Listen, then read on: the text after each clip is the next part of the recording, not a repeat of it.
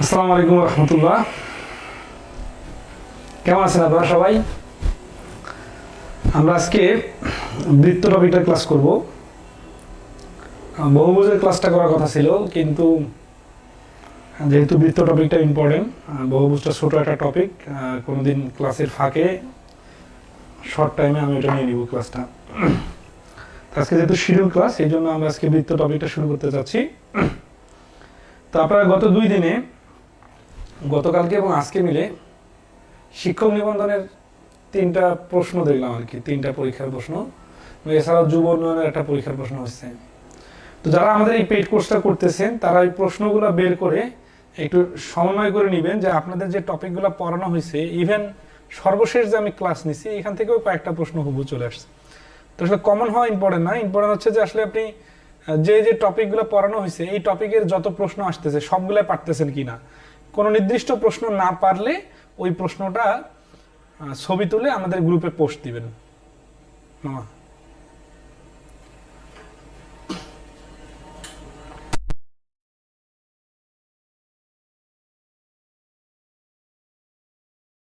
Hello,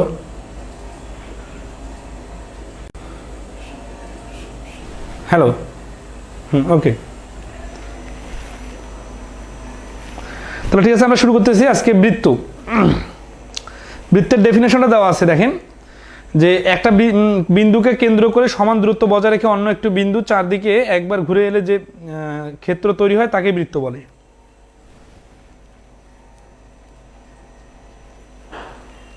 Rifan Mahmud বলছেন জ্যামিতি সব পারছি স্যার। এই জ্যামিতির ক্লাসগুলো নেওয়ার কারণে সুবিধাটা হয়েছে, কারণ হায়ার ম্যাথ থেকে তো ওইভাবে প্রশ্ন আসে নাই, হায়ার ম্যাথ বিসিএস এর সিলেবাস, এই জন্য আমরা জ্যামিতিটাকে আগে নিয়ে আসছি, হায়ার ম্যাথটা এর পরে করব। তাহলে আসি যে একটা বিন্দুকে টার্গেট করে আর একটা বিন্দু বৃত্তের সব পাশ দিয়ে ঘুরে আসলে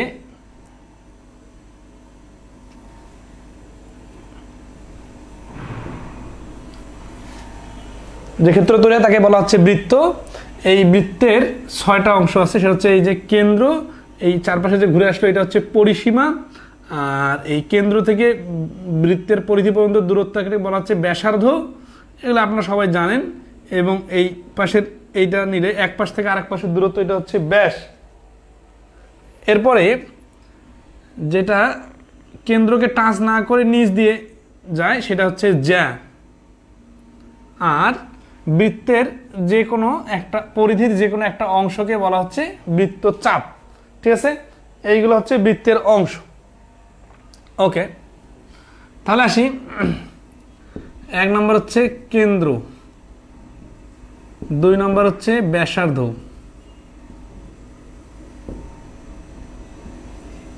3 নম্বর হচ্ছে ব্যাস, 4 নম্বর হচ্ছে জ্যা, 5 নম্বর হচ্ছে পরিধি, আর 6 নম্বর হচ্ছে বৃত্তচাপ।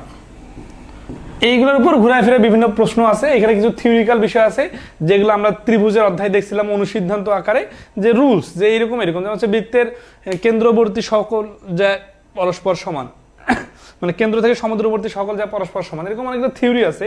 এই থিওরিগুলো আমরা একবার করে রিডিং পড়ে একটু চিত্রটার সাথে বুঝে নিব, তারপরে আমরা যাব হচ্ছে সূত্র দিয়ে বিভিন্ন প্রশ্ন সমাধান। এখানে বিভিন্ন আইটেমের প্রশ্ন আছে, তবে কোনো প্রশ্নই খুব বেশি কঠিন কিছু না। জাস্ট আমাদের আগে থেকে জানা বিষয়গুলো আজকে আমরা ফুললি ক্লিয়ার করে নিব, যাতে হচ্ছে পরবর্তীতে ঘুরায় ফেরার প্রশ্ন আসলে পারা যায়। ঠিক আছে, আচ্ছা। তো আসি এখানে, এগুলো ডেফিনেশন তো সবাই দেখতে পারতেছেন, এগুলো বইয়ের মধ্যে এগুলাই দেওয়া আছে। তারপরে বইয়ের শুরুতে সূত্র দেওয়া আছে, সূত্রগুলো আমরা পরে দেখবো, আগে অনুসিদ্ধান্তগুলো দেখবো, কারণ প্রশ্ন সমাধানের সময় সূত্রগুলো দেখলে সূত্র আর মুখস্থ করতে হবে না। তাহলে আসি বৃত্ত বিষয়ক বিভিন্ন অনুসিদ্ধান্ত। এখানে বৃত্তের অঙ্কন সম্পর্কিত অনুসিদ্ধান্ত দেওয়া আছে। অনুসিদ্ধান্ত 1, এখানে বলা হচ্ছে একটা একই সরলরেখায় অবস্থিত নয় এমন 3টি বিন্দু দিয়ে একটি মাত্র বৃত্ত অঙ্কন করা যায়। ঠিক আছে, তার মানে এই একটা সরলরেখায় যদি 3টা বিন্দু হয়, তাহলে এদের দ্বারা কিন্তু একটা বৃত্ত অঙ্কন করা যাবে না। যদি একই সরলরেখায় না হয়, ধরুন হচ্ছে একটা বৃত্ত অঙ্কন করলাম, এই 3টা ভিন্ন ভিন্ন বিন্দু দিয়ে একটা ত্রিভুজ অঙ্কন করা যাবে। এখানে যদি আপনি একটা বৃত্ত অঙ্কন করা যাবে, আর একটা বৃত্ত অঙ্কন করতে গেলে কিন্তু ওইটা এই বৃত্তটার উপর দিয়েই যাবে, অর্থাৎ নতুন বৃত্ত তৈরি হবে না। ঠিক আছে, তাহলে 3টা বিন্দু যারা একই সরলরেখায় অবস্থিত নয়, এইরকম 3টা বিন্দুকে টাচ করবে শুধুমাত্র একটি বৃত্ত।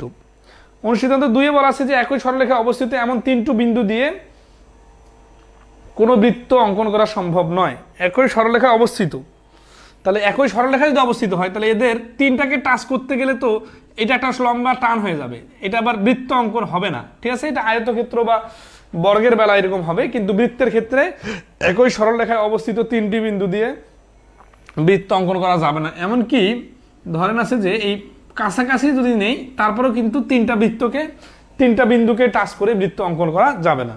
আচ্ছা, অনুসিদ্ধান্ত 3-এ দেওয়া আছে 2টি নির্দিষ্ট বিন্দু দিয়ে অসংখ্য বৃত্ত অঙ্কন করা যায়। এই প্রশ্নটা প্রায় সময় আসে, ঠিক আছে? 2টি নির্দিষ্ট বিন্দু দিয়ে অসংখ্য বৃত্ত অঙ্কন করা যায়, এটার প্রমাণটা আমাদের ইউটিউবে আমি ভিডিও আকারে দিয়েছিলাম। সেটা হচ্ছে কি যে এই 2টা বিন্দু আছে, এখন ধরেন এই 2টা বিন্দু দিয়ে আপনি যদি এইভাবে অর্ধেকের বেশি ব্যাসার্ধ নিয়ে এখান থেকে একটা এইভাবে টান দেন, এখান থেকে একটা এইভাবে টান দেন, এই পাশ থেকে এইভাবে টান দেন, এইভাবে টান দেন, তারপর একটা সরলরেখা টানেন, মনে করেন এই সরলরেখাটা এই 2টা বিন্দুর মিডল পয়েন্ট দিয়ে গেছে। এখন খেয়াল করেন তো এই বিন্দুটাকে এইখানে ধরে কম্পাসটাকে এইখানে কেটে নিলেন, আর এটাকে ধরে এখানে কেটে নিলেন, নিয়ে একটা ধরেন আছে এইভাবে টান দিলেন, একটা বৃত্ত হইলো, তাই না? এখন দেখেন, খেয়াল করেন যে এই বিন্দু দুটো আছে, এটাকে নিয়ে আমরা এইখানে লিখলাম আর এটাকে নিয়ে এইখানে টাচ করলাম, তার মানে একটু ব্যাসার্ধটা বড় করে নিলাম। ব্যাসার্ধটা যখন বড় করে নিব তখন এই 2টা বিন্দুকে টাচ করবে কিন্তু বৃত্তটা বড় হবে, এই 2টা বিন্দুকে টাচ করবে কিন্তু বৃত্তটা বড় হবে। তার মানে প্রত্যেকবারই ভিন্ন ভিন্ন বৃত্ত অঙ্কন করা যাচ্ছে। তাহলে কি হচ্ছে যে 2টি নির্দিষ্ট বিন্দু দিয়ে অসংখ্য বৃত্ত অঙ্কন করা সম্ভব। বইয়ের মধ্যে খুব সুন্দরভাবে ব্যাখ্যা এবং ছবি দেওয়া আছে। এর উপর ভিত্তি করে আমাদের 2 নম্বর প্রশ্নটা দেখেন। আচ্ছা, এখানে যে সহজ প্রশ্নগুলো ছিল এগুলো আমরা স্কিপ করি একটু, হ্যাঁ, আমরা একটু সামনে আগাই। এই 2 নম্বর প্রশ্ন একই, 2টি নির্দিষ্ট বিন্দু দিয়ে কয়টি বৃত্ত অঙ্কন করা যাবে? 2টি নির্দিষ্ট বিন্দু দিয়ে অসংখ্য বৃত্ত অঙ্কন করা যাবে, ঠিক আছে? তাহলে আমরা নেক্সটে আসি। এটা বিষয় বেসিকটা দেখা দিই। ধর হচ্ছে এইখান থেকে এইখানে আছে না, এই বিন্দুটা থেকে অর্ধেকের যদি বেশি ব্যাসার্ধ নিই আমি, ঠিক আছে, এটাকে টাচ করলাম, এটাকে টাচ করলাম, তাহলে যে বৃত্তটা অঙ্কন করা যাবে, আমরা যদি বেশি উপরে না উঠে এইভাবে নিচে নামি, আবার এইখান থেকে ধর হচ্ছে অনেক বড় করে নিলাম, নিয়ে বড় না, এই যে আমরা এইখান থেকে নিলাম, নিচের দিকে আসলাম, তারপর এখান থেকে নিলাম, উপরের দিকে গেলাম, এরকম করে এলোমেলো করে অনেকগুলো বৃত্ত অঙ্কন করা যাবে, প্রত্যেকবারে 2টা বিন্দুকেই টাচ করবে। আচ্ছা, নেক্সট আসি আমরা। কেন্দ্রস্থ কোণ ও বৃত্তস্থ কোণ সম্পর্কিত যে অনুসিদ্ধান্তগুলো আছে, হ্যাঁ, এইখানে অনুসিদ্ধান্ত 4 থেকে আছে। আচ্ছা, অনুসিদ্ধান্তগুলো কি আপনারা সবাই নিজে থেকে পড়ে নিতে পারেন? আপনাদের কাছে কি সবার কাছে বই আছে? জাস্ট যেগুলো ইম্পর্টেন্ট অনুসিদ্ধান্ত সেগুলো নিয়ে একটু করে বলি। বৃত্তের একই চাপের উপর দণ্ডায়মান কেন্দ্রস্থ কোণ বৃত্তস্থ কোণের দ্বিগুণ অথবা বৃত্তস্থ কোণ কেন্দ্রস্থ কোণের অর্ধেক, ঠিক আছে? একই চাপ বিষয়টা কি? একই চাপ মানে খেয়াল করেন যে ধরেন আছে যে একটা বৃত্ত, এই বৃত্তের আমরা শুরুতে বলছিলাম যে বৃত্তের একটা অংশ, এটাকে বলা হচ্ছে বৃত্তচাপ। ধরেন এটা একটা নিলাম, এটা নিলাম, এটা একটা বৃত্তচাপ। এই বৃত্তচাপের উপর একটা কোণ এইভাবে আট করলাম, আর একটা কোণ এইভাবে আট করলাম, ঠিক আছে, আর একটা কোণ এই কেন্দ্রকে টাচ করে আট করলাম, ঠিক আছে। তাহলে এই যে দেখতেছেন এ বি, এগুলো কিন্তু বৃত্তস্থ কোণ, কারণ হচ্ছে কি যে এগুলা পরিধিকে টাচ করছে, আর এই কেন্দ্রকে টাচ করে যে কোণটা তৈরি হয়েছে এটার নাম হচ্ছে কেন্দ্রস্থ কোণ। তাহলে এই কেন্দ্রস্থ কোণ এই বৃত্তস্থ কোণটার থেকে ডাবল হবে, তার মানে এটা যদি 50 ডিগ্রি হয়, এটা 100 ডিগ্রি হবে। তাহলে আবার এই বৃত্তস্থ কোণগুলা পরস্পর সমান, ঠিক আছে, যদি একই চাপের উপর হয়। একই চাপ মানে কি, যে এই 2টা রেখা আসে, এই 2টা বিন্দুতে এই চাপের উপরে আসে মিলিত হইতে হবে, ঠিক আছে। তাহলে যে কোনোখানে আপনি যদি এইভাবে যে কোণ তৈরি করেন, এই কোণটা এই কেন্দ্রস্থ কোণের থেকে অর্ধেক হবে, ঠিক আছে, ওকে। তারপরে লেখা আছে কি 5 নম্বরে একই চাপের উপর দণ্ডায়মান বৃত্তস্থ কোণগুলো পরস্পর সমান। যদি একই চাপের উপর বৃত্তস্থ কোণগুলো শুধু নেই, তাহলে এই কোণ, এই কোণ, এই কোণ, এগুলো সবগুলো সমান হবে। কারণ কি? কারণ এদের দূরত্ব বা বৃত্তচাপটা সমান সমান ছিল, ঠিক আছে। তারপর 6 নম্বর অনুসিদ্ধান্তে বলা আছে অর্ধবৃত্তস্থ কোণ এক সমকোণ। অর্ধবৃত্তস্থ কোণ এক সমকোণ কেন? কারণটা দেখেন যে হচ্ছে যে এটা বৃত্ত, এই বৃত্তের একটা ব্যাস অঙ্কন করলাম, এই ব্যাসের এখান থেকে ধরে যদি আমরা টান দেই, এখানে টান দেই, মানে এই পুরোটাকেই বৃত্তচাপ ধরে নিলাম, ঠিক আছে। তাহলে কি হচ্ছে যে এই চাপের উপর আমরা যে একটা কোণ তৈরি করলাম, এই কোণটা হচ্ছে অর্ধেক বৃত্তের উপর তৈরি হয়ে গেছে। তাহলে অর্ধবৃত্তস্থ কোণ, এই কোণটা কি হয়েছে দেখেন, এটা হচ্ছে যে যদি আমরা কেন্দ্রস্থ কোণটাকে এখানে বলি তাহলে এটা কিন্তু হচ্ছে 180 ডিগ্রি, মানে সরল কোণ। সরল কোণ যদি 180 ডিগ্রি হয় তাহলে বৃত্তস্থ কোণটা হবে 90 ডিগ্রি। বৃত্তস্থ কোণ যদি 90 ডিগ্রি হয় তাহলে এটা তো অবশ্যই আমরা সমকোণ বলতে পারি। তাহলে এই জন্য বলা হয় অর্ধবৃত্তস্থ কোণ এক সমকোণ। ঠিক আছে? আচ্ছা, তাহলে আসি, এখান থেকে প্রশ্ন আছে অনেকগুলা, 3 থেকে 6 নম্বর প্রশ্ন। এগুলা খুব সহজ প্রশ্ন, কিন্তু পরীক্ষায় প্রচুর আসে, এই জন্য সহজগুলোকে স্কিপ করা যাবে না, আপনারা একবার করে রিডিং পড়ে নেবেন। যেমন 6 নম্বর প্রশ্নটা কি বলছে দেখেন। 6 নম্বর প্রশ্ন বলছে যে একই চাপের উপর দণ্ডায়মান কেন্দ্রস্থ কোণের পরিমাণ 100 ডিগ্রি হলে পরিধিস্থ কোণের পরিমাণ কত? এই রকম প্রচুর প্রশ্ন বিভিন্ন পরীক্ষায় আসে। মামা কোথায় দিয়েছেন 6 নম্বর মানসিক দক্ষতা? 6 নম্বর বলছে যে একই চাপের উপর দণ্ডায়মান কেন্দ্রস্থ কোণের পরিমাণ 100 ডিগ্রি, মানে ধরেন আছে এইখানে এই কোণটা যদি 100 ডিগ্রি হয়, তা আগে এইভাবেই করছি, কেন্দ্রস্থ কোণটা যদি 100 ডিগ্রি হয় তাহলে বৃত্তস্থ কোণের পরিমাণ কত হবে? বৃত্তস্থ কোণের পরিমাণ অবশ্যই 100 এর অর্ধেক 50 হবে। ঠিক আছে? আচ্ছা, তাহলে এরকম আরো অনেকগুলো ডিজিট দেওয়া আছে, সেই ডিজিটগুলো আপনারা দেখে নেবেন। আসি আমরা অনুসিদ্ধান্ত 10। এখানে মাঝখানে আরো 2-3টা অনুসিদ্ধান্ত ছিল, সরি, জ্যা সম্পর্কিত অনুসিদ্ধান্ত। বৃত্তের কেন্দ্র হতে সমুদ্রবর্তী সকল জ্যা পরস্পর সমান। ঠিক আছে? এগুলো হচ্ছে বেসিক জিনিস, এগুলো জানা থাকতে হবে, কারণ এগুলোর উপর পরবর্তীতে আপনার রিটেনের বেস তৈরি হবে। ঠিক আছে? যেমন ধরেন এই যে এটা হচ্ছে বৃত্ত, সেন্টার পয়েন্ট এটা থেকে এই ধরেন হচ্ছে 5 মিটার দূরে গেলেন, অথবা আপনি একটা স্টেডিয়াম মনে করেন, গোল স্টেডিয়াম মনে করেন, এটা 5 মিটার দূরে আসলেন। এখন এই পাশে একটা সরল রেখা গেছে, এই পাশে একটা সরল রেখা গেছে। এই জ্যা দুটো যেহেতু এই কেন্দ্র থেকে সমান দূরবর্তী, এই জন্য এবি আর সিডি সমান সমান হবে। ঠিক আছে? আচ্ছা, ও কেন্দ্রস্থ কোণ কেন বড় হয়? কেন্দ্রস্থ কোণটা এই জন্য বড় হয়, খেয়াল করেন, আমরা ত্রিভুজের অধ্যায় কি শিখছিলাম?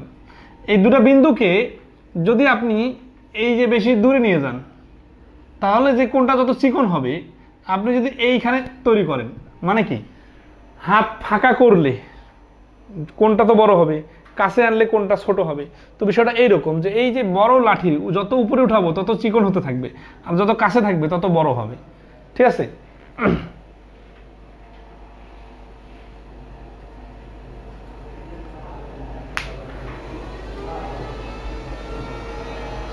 ওকে, নেক্সট আসি আমরা।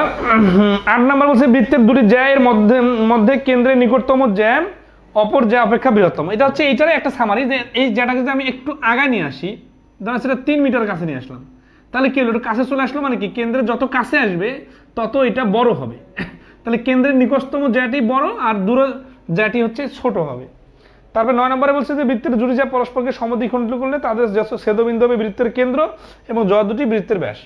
মানে বিষয় হচ্ছে এরা কাছে আসতে আসতে যদি কেন্দ্রের কাছে চলে আসে তাহলে কি হবে? তাহলে কেন্দ্রের কাছে চলে আসে, কেন্দ্র টাচ করলে যে জ্যা কেন্দ্র টাচ করে তাকে বলা হয় ব্যাস। আর দুইটা ব্যাসে যদি ছেদ করে তাহলে যে বিন্দুটা হয় এটা হচ্ছে কেন্দ্রেই ছেদ করে, এই জন্য দুইটাকেই বলা হচ্ছে ব্যাস এবং সমদ্বিখণ্ডিত হয়।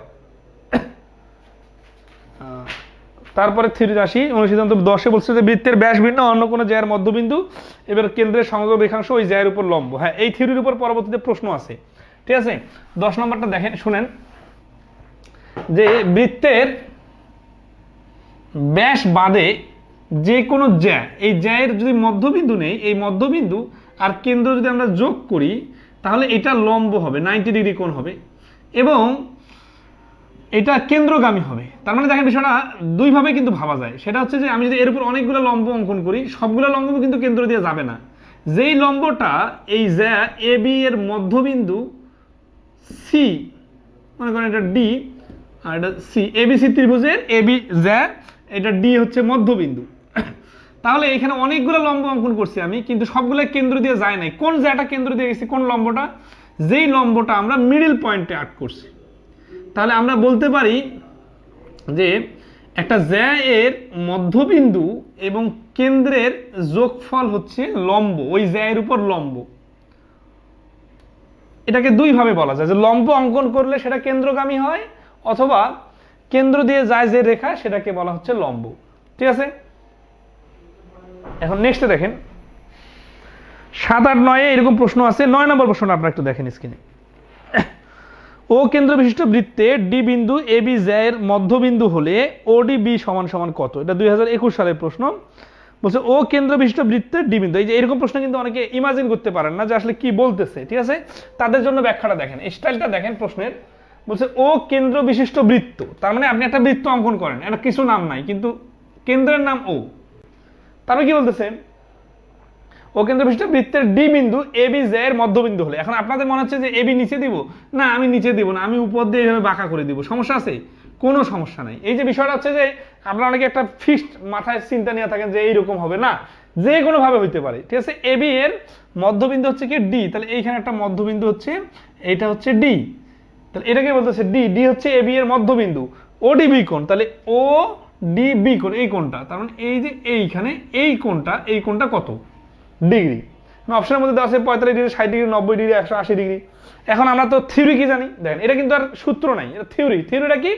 থিওরিটা হচ্ছে যে কোনো জ্যায়ের মধ্যবিন্দু আর কেন্দ্র যোগ করলে এটা লম্ব হয়।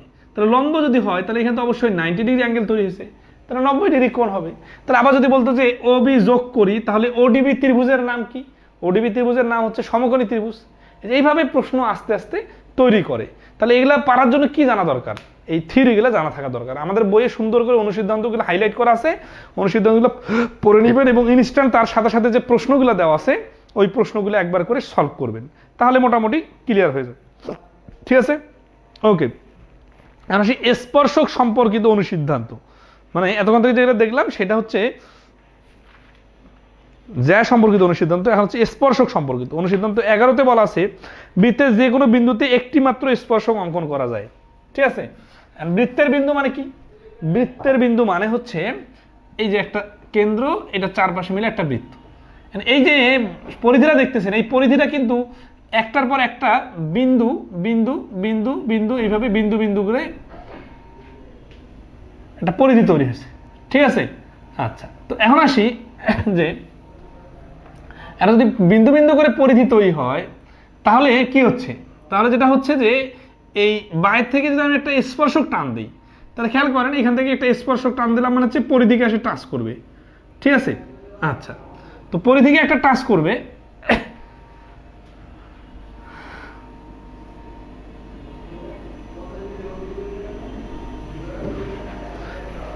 এই স্পর্শটা যখন আমি টান দিলাম তখন মনে হচ্ছে না এখানে অনেক কটা বিন্দুকে টাচ করছে, কিন্তু দেখেন এই প্রত্যেকটা বিন্দুর জন্য আমি যদি এই রেখাটা, এই ফোঁটাটা যদি এইখানে দেই, তখন যে স্পর্শকটা তৈরি হবে ওইটাকে আগের স্পর্শক এ বি আর এইটা ধরেন আছে সিডি, দুটা কিন্তু এক না। তার মানে এখানে একটু বিন্দুর পরিবর্তন করলে এখানেও কিন্তু বিন্দুর হেরফের হবে। তার মানে প্রত্যেকটা ইন্ডিভিজুয়াল লাইনের জন্য এইখানে এক একটা করে ইন্ডিভিজুয়াল বিন্দু আছে, কারণ এগুলো তো বিন্দুর সমষ্টি, তাই না? তাহলে আমরা বলতে পারি যে এই একটা বৃত্তের প্রত্যেকটি বিন্দুর জন্য একটি করে স্পর্শক অঙ্কন করা যায়, ঠিক আছে? তাহলে বৃত্তের যে কোনো বিন্দুতে একটি মাত্র স্পর্শক অঙ্কন করা সম্ভব। আর অনুসিদ্ধান্ত 12তে বলছি স্পর্শ বিন্দুতে স্পর্শকের উপর অঙ্কিত লম্ব কেন্দ্রগামী। হ্যাঁ, এটা হচ্ছে ওই আগের একটা জিনিস দেখলাম সেটার মতো, যে যারা আছে যেই বিন্দুতে স্পর্শ করছে, ঠিক আছে না? আচ্ছা, সেটা হচ্ছে কি যে এ বি সি। এখন আসি যে এখানে ও কেন্দ্রগামী, ঠিক আছে না? ও কেন্দ্র বিশিষ্ট এবিসি ত্রিভুজে মনে করেন পি কিউ একটা স্পর্শক যারা আর বিন্দুতে ছেদ করছে। এখন এই আর এবং ও যদি আমি যোগ করি তাহলে ওই যে একটু আগে জ্যায়ের মধ্যবিন্দুর যে কাহিনীটা হয়েছিল না, যে এখানে একটা লম্ব তৈরি হয়েছে, এখানেও কিন্তু একটা লম্ব তৈরি হবে। তাহলে এই কথাটাকে ইচ্ছা মতো বলা যায় যে একটা স্পর্শক তৈরি করলে স্পর্শক বিন্দুটা এবং কেন্দ্র যোগ করলে লম্ব তৈরি হয়। লম্ব তৈরি হওয়ার কারণে দুই পাশে 90 ডিগ্রি কেন তৈরি হয়? কেন? কারণ নিচেরটাতে একটা সরল রেখা, এটা 180 ডিগ্রি কোণ। আমি যদি স্পর্শক বিন্দুতে লম্ব টানি তাহলে দুই পাশে 90 ডিগ্রি করে তৈরি হবে, ঠিক আছে? এবং এই কথাটাকে ঘুরায়ও বলা যায় যে স্পর্শ বিন্দুতে লম্ব অঙ্কন করলে তা কেন্দ্র দিয়ে যায়। একই কথা দুইভাবে পাঠতে হবে। আচ্ছা, 13 বলছে কেন্দ্র থেকে যে কোনো সরলরেখা বৃত্তের মাত্র একটু বিন্দুতে ছেদ করে। কেন্দ্র থেকে যদি কোনো কেন্দ্র থেকে যদি আমি একটা সরলরেখা টানি তাহলে বৃত্তের এই পরিধির এই একটা বিন্দুতে ছেদ করবে, এই পাশে সরলরেখা টানলে একটা বিন্দুতে ছেদ করবে, এইভাবে সরলরেখা টানলে একটা বিন্দুতে ছেদ করবে, ঠিক আছে? আচ্ছা,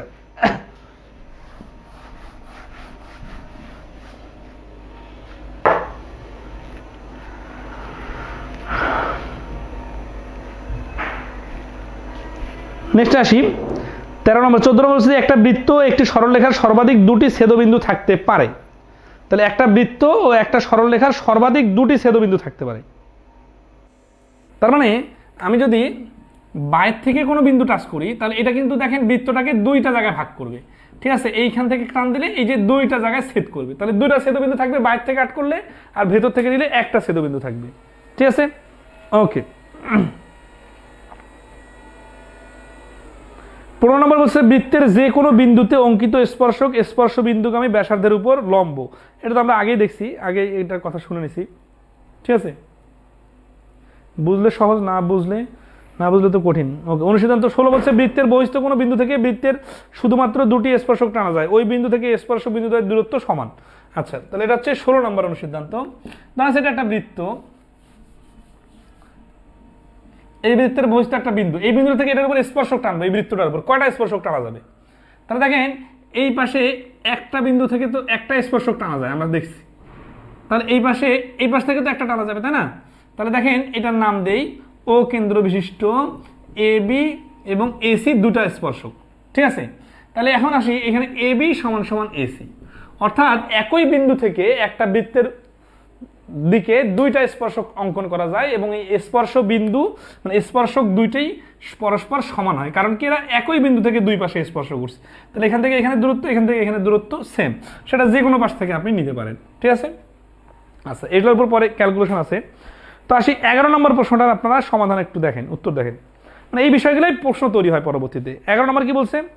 বহিস্থ ও বিন্দু হতে অঙ্কিত এবিসি বৃত্তে ও এ এবং ও বি দুটি স্পর্শক। বহিস্থ ও বিন্দু হতে অঙ্কিত এবিসি বৃত্তে ও এ এবং ও বি দুটি স্পর্শক। অতএব এখন বাড়ি করেন, এখানে অপশনে দেওয়া আছে ও এ লম্ব এ বি, ও এ সমান্তরাল ও বি, ও এ সমান্তরাল ও বি, আর ও এ সমান নট ইকুয়াল টু ও বি। তাহলে এখানে বলছে কি ও বিন্দুতে এবিসি বৃত্তে ও এ এবং ও বি দুটি স্পর্শক। এই কথাটা পরে আপনার চিত্রটা ইমাজিন করতে হবে যে ও কেন্দ্র বিশিষ্ট বৃত্ত থেকে, সরি বহিস্থ ও বিন্দু থেকে, তার মানে বাইরের বিন্দুটার নাম হচ্ছে ও, আর এটা কি হচ্ছে যে ও এ এবং ও বি দুটি স্পর্শক, ও এ এবং ও বি দুইটা স্পর্শক, ঠিক আছে। এখন কি বলছে যে অতএব, এখন দেখেন ও এ আর ও বি তো লম্ব হয় নাই, তাই না? এখানে তো কেন্দ্র ও না, কেন্দ্র কিন্তু কোনো কথা বলা নাই। এবিসি বৃত্ত মানে এ বি, এখানে সি একটা আলাদা বিন্দু, তাহলে এটার কেন্দ্র কত এটা বলা নাই, সমস্যা নাই। এখন বলছে যে নিচের কোনটা সম্পর্কটা সঠিক, তাহলে ও এ সমান সমান ও বি হবে, কারণ কি স্পর্শক দুটা একই বিন্দু থেকে যেহেতু তৈরি হয়েছে এই জন্য দুটা সমান সমান হবে। তো এগুলো হচ্ছে থিওরির উপর নির্ভর করে, ঠিক আছে। আচ্ছা, তাহলে এই যে থিওরিগুলো ভালো করে জানলে এগুলো পাওয়া যাবে। দেন আমরা কিন্তু এখনো কোনো ক্যালকুলেশনে আসে নাই, আজকের পরীক্ষায় দেখবেন অনেকগুলো জ্যামিতির প্রশ্ন আসছে, ঠিক আছে, সেগুলোতে আমরা আসতেছি। তাহলে এইরকম আরও প্রশ্ন আছে, কোন রিলেটেড প্রশ্ন আসে। 12 নম্বর প্রশ্নটা দেখেন একটু, ঠিক আছে। তো 12 বলছে ও কেন্দ্র বিশিষ্ট বৃত্তে এ বি এ বিন্দুতে স্পর্শক। তাহলে এ বি স্পর্শক, ঠিক আছে, কোন বিন্দুতে স্পর্শক? ও কেন্দ্র বিশিষ্ট বৃত্তে এ বি এ বিন্দুতে স্পর্শক। তাহলে এবার ও কেন্দ্র বিশিষ্ট বৃত্তে এ বি এ বিন্দুতে স্পর্শক, তার মানে এটা একটা স্পর্শক এবং এটা হচ্ছে এ বিন্দুতে স্পর্শক। উপরে স্পর্শকের কথা কিন্তু বলা নাই, ঠিক আছে। ওকে, নেক্সটে কি বলতেছে? ও এ বি কোণ 60 ডিগ্রি হলে, ও এ বি কোণ 60 ডিগ্রি হলে, ও কেন্দ্র বিশিষ্ট বৃত্তে এ বি এ বিন্দুতে স্পর্শক, এ ও বি কোণ 60 ডিগ্রি হলে, এ ও বি কোণ তার মানে কি এইখানে একটা তো লম্ব হবে, তাই না? তাহলে এ ও বি কোণ মানে হচ্ছে এই কোণটা 60 ডিগ্রি। হ্যাঁ, বলেন তো আগে এই ত্রিভুজটার নাম কি? এই ত্রিভুজটার নাম হচ্ছে সমকোণী ত্রিভুজ, কারণ এই বিন্দুতে লম্ব তৈরি হয়েছে, তাই না? তাহলে এটা যদি 90 ডিগ্রি হয়, এটা যদি 60 ডিগ্রি হয়, এই কোণটা তো অবশ্যই 30 ডিগ্রি হবে, তাই না? ওইটা তো চাইছি। অ্যান্সার কি চাইছে? বলছে যে এ বি ও কোণ কত? তাহলে এ বি ও কোণ হচ্ছে 30 ডিগ্রি। তাহলে এখানে দাঁড়ান আছে যে এটা পারা গেল কিসের ভিত্তিতে, কোন লজিকে এটা পারা গেল? এটা সেই লজিকে পারা গেল যে স্পর্শ বিন্দুতে অঙ্কিত লম্ব কেন্দ্রগামী, অথবা স্পর্শ বিন্দু এবং কেন্দ্রবিন্দু যোগ করলে লম্ব তৈরি হয়, তার মানে এখানে একটা সমকোণী ত্রিভুজ তৈরি হয়েছে। এই লজিকটা জানা থাকতে হবে।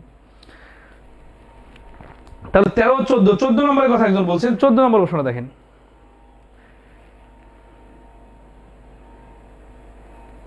14 নম্বর প্রশ্ন বলতেছে যে 2 সেন্টিমিটার ব্যাসার্ধ বিশিষ্ট বৃত্তের কেন্দ্র হতে 5 সেন্টিমিটার দূরের কোনো বিন্দু হতে অঙ্কিত স্পর্শকের দৈর্ঘ্য কত সেন্টিমিটার? তাহলে এই যে প্রশ্নটা করলো না, এই প্রশ্নটা অনুযায়ী আপনার চিত্রটার সাথে সমন্বয় হতে হবে আপনার প্রশ্নটা। এখন সবগুলো যে চিত্র করতে হবে বিষয়টা এরকম না, ঠিক আছে? জাস্ট হচ্ছে যে বেসিক বিষয়গুলো জানা থাকতে হবে। তারপরে তো আসি 2 সেন্টিমিটার ব্যাসার্ধ বিশিষ্ট, এই কথাটা মানেই হচ্ছে এই যে ওই অঙ্কন করতেছে এটা হচ্ছে 2 সেন্টিমিটার ব্যাসার্ধ। তারপরে কি বলতেছে? বলতেছে কেন্দ্র হতে 5 সেন্টিমিটার দূরের কোনো বিন্দু হতে অঙ্কিত। তাহলে এই কেন্দ্র হতে 5 সেন্টিমিটার দূরে, তার মানে এইটা হচ্ছে 5। আচ্ছা, তারপরে কি বলতেছে? অঙ্কিত স্পর্শকের দৈর্ঘ্য কত? তাহলে এই যে দেখেন 5 সেন্টিমিটার দূরে, এই কেন্দ্র থেকে 5 সেন্টিমিটার দূরে মনে করি এটা একটা বিন্দু। এই বিন্দুটা এখন আসি যে এইখান থেকে তাহলে স্পর্শক অঙ্কন করা হয়েছে। তাহলে এই যে এইটা হচ্ছে স্পর্শক। তাহলে আমাদের হচ্ছে এটা 2, এটা 5, আর এইটার দৈর্ঘ্য বাড়ি করতে বলছে। তাহলে খেয়াল করেন তো, এইটা 90 ডিগ্রি অ্যাঙ্গেল হিসেবে একটা সমকোণী ত্রিভুজ না? এই সমকোণী ত্রিভুজের সমকোণ এইটা, সমকোণের বিপরীতে এটা হচ্ছে অতিভুজ। তাহলে অতিভুজ 5 আর লম্ব হচ্ছে 2, আমাদের বাইর করতে হবে ভূমি, তাই না? তাহলে সিস্টেম কি? অতিভুজের সিস্টেম অনুযায়ী আসি আমরা। অতিভুজ থেকে লম্ব স্কোয়ার বাদ দিলে ভূমি স্কোয়ারের উপর রুট ওভার হবে, ঠিক আছে? তাহলে 25 থেকে 4 বাদ দিলে 21, 21-এর উপর রুট ওভার, তাহলে 4 চোখ 16 আর থাকতেছে 5, মানে 4 দশমিক সামথিং হবে। এখন এক্স্যাক্টলি মান বাড়ি করতে গেলে বিপরীত পাশ থেকে ভাগ করতে হবে, আর অপশন থেকে করলে 4 পয়েন্ট সামথিং আছে, মানে 4.58 দেওয়া আছে অপশন এতে। এটা হচ্ছে অ্যান্সার। সবাই ক্লিয়ারলি বুঝতে পারতেছেন কিনা একটু কমেন্টে জানাবেন, ঠিক আছে?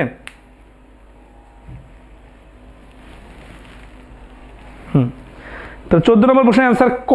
তাহলে এখানেও কিন্তু আগের লজিকে কাজ করলো, যার শুধু দৈর্ঘ্যের বিষয়টা আসলো। এখন আসি আমরা অনুসিদ্ধান্ত, আরো কিছু বাকি আছে। দুটি বৃত্ত পরস্পর স্পর্শ করলে, দুইটা বৃত্ত যদি পরস্পর স্পর্শ করে তাহলে অনুসিদ্ধান্তগুলো কেমন হবে? অনুসিদ্ধান্ত 17। হ্যাঁ, এই তো যেমনই বলছে ক্লিয়ার, রুকায়া ইসলাম রত্না বলছেন ক্লিয়ার, মেহরুন্নেসা মেহের বলছেন ক্লিয়ার। ওকে, তাহলে 17 নম্বর বলছে দুটি বৃত্ত পরস্পরকে স্পর্শ করলে তাদের কেন্দ্রদ্বয় ও স্পর্শবিন্দু সমরেখ হবে, ঠিক আছে? আচ্ছা, তার মানে এই যে এটা একটা বৃত্ত, এখন আরেকটা যে বৃত্ত অঙ্কন করবো, এটা কোন পাশে অঙ্কন করবো? অনেকে মনে করেন ডানে বামে, না, যে কোনো পাশে। আমি ধরেন এই পাশে বাঁকা করে অঙ্কন করলাম।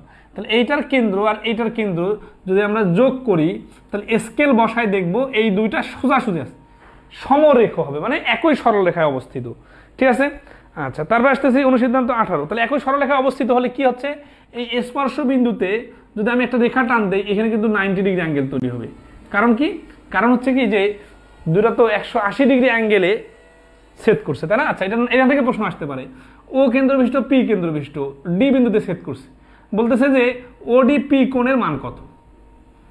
দেখেন, প্রত্যেকটা কথার সাথে সাথে কিন্তু ওর ফাঁকে ফাঁকে প্রশ্ন আছে।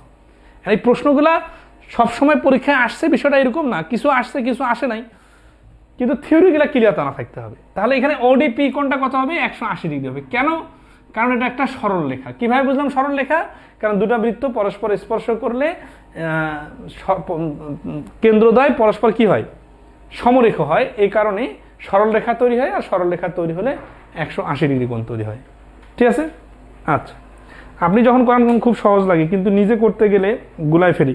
সময় দিতে হবে, সময় দিতে হবে। এই যে আমি পড়ানোর আগে একবার পড়া লাগতো আপনার বৃত্ত টপিকটা, আবার আমি পড়ানোর পরে আবার পড়বেন, ঠিক আছে? আবার পরীক্ষা দিবেন, ঠিক আছে? সরল কোণ হিসেবে 180 ডিগ্রি। কিন্তু এটা যে সরল কোণ, এটা কিন্তু আপনার এখন চিত্র আট করে দেখার পরে যত ইজি লাগতেছে, কিন্তু নিজে নিজে আট করে পারতে হবে, ঠিক আছে? ওকে, তাহলে 18 নম্বরটা কি বলছে? 18 নম্বর অনুসিদ্ধান্ত বলতেছে যে দুটি বৃত্ত পরস্পরকে বহিঃস্পর্শ করলে কেন্দ্রদ্বয়ের দূরত্ব বৃত্তদ্বয়ের ব্যাসার্ধের সমষ্টির সমান হবে। এটা নাইস একটা প্রশ্ন। তাহলে এটার ব্যাসার্ধ 2 সেন্টিমিটার আর এটার ব্যাসার্ধ হচ্ছে 3 সেন্টিমিটার। তাহলে ও থেকে পি পর্যন্ত দূরত্ব কত হবে? ও থেকে পি পর্যন্ত দূরত্ব হবে 2 + 3 = 5। তাহলে এখানে ওপি হচ্ছে 5। ওকে, নেক্সট আসি অনুসিদ্ধান্ত। হ্যাঁ, এই যে আব্দুল আল মাসুম বলছেন জ্যামিতির চিত্রই সব। জ্যামিতির চিত্রই সব না, কিন্তু অনেক কিছু, কারণ এই চিত্র আর্ট করতে পারাটাও খুবই ইম্পর্টেন্ট একটা ফ্যাক্টর। তাহলে অনুসিদ্ধান্ত 19 কি বলছে? দুটি বৃত্ত পরস্পরকে অন্তঃস্পর্শ করলে, অন্তঃস্পর্শ মানে ভেতরে, আর বহিঃস্পর্শ মানে বাইরে, স্পর্শ করলে কেন্দ্রদ্বয়ের দূরত্ব বৃত্তদ্বয়ের ব্যাসার্ধের অন্তরের সমান হবে। বিষয়টা আরো প্র্যাকটিক্যালি বুঝাই দিই। ধরা হচ্ছে যে এটা একটা বড় বৃত্ত, এই বৃত্তটার ব্যাসার্ধ হচ্ছে মনে করেন 6। এখন আসি একটা ছোট বৃত্ত অঙ্কন করব এবং এটা অন্তঃস্পর্শ করবে। এই বৃত্তটার ব্যাসার্ধ হচ্ছে 3। তাহলে এই বড় এই সরল রেখাটা দেখতেছেন 6, আর এই ছোট্ট সরল রেখাটা এটা হচ্ছে 3। তাহলে এইটার নাম দেই ও কেন্দ্র বিশিষ্ট বৃত্ত, আর এইটার নাম দেই পি কেন্দ্র বিশিষ্ট বৃত্ত। এবার ওপি সমান সমান কত? মনে করেন কিউ বিন্দুতে ছেদ করছে, তাহলে O Q minus P Q equal to OP. কারণ কি, এই যে এইটার দূরত্ব বাইর হবে কি করলে? পুরাটা থেকে যদি আমি এই অংশটা বাদ দিয়ে দেই তাহলেই তো এই অংশটা দূরত্ব বাইর হবে। তাহলে ওপি সমান সমান হচ্ছে এই যে ওপি ও কিউ মাইনাস পি কিউ, তাই না?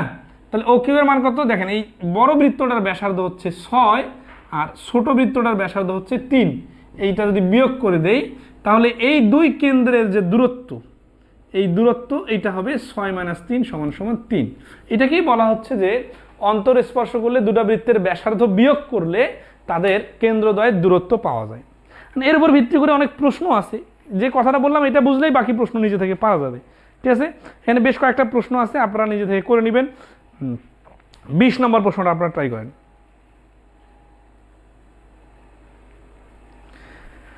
20 নম্বর প্রশ্নটা দেখেন।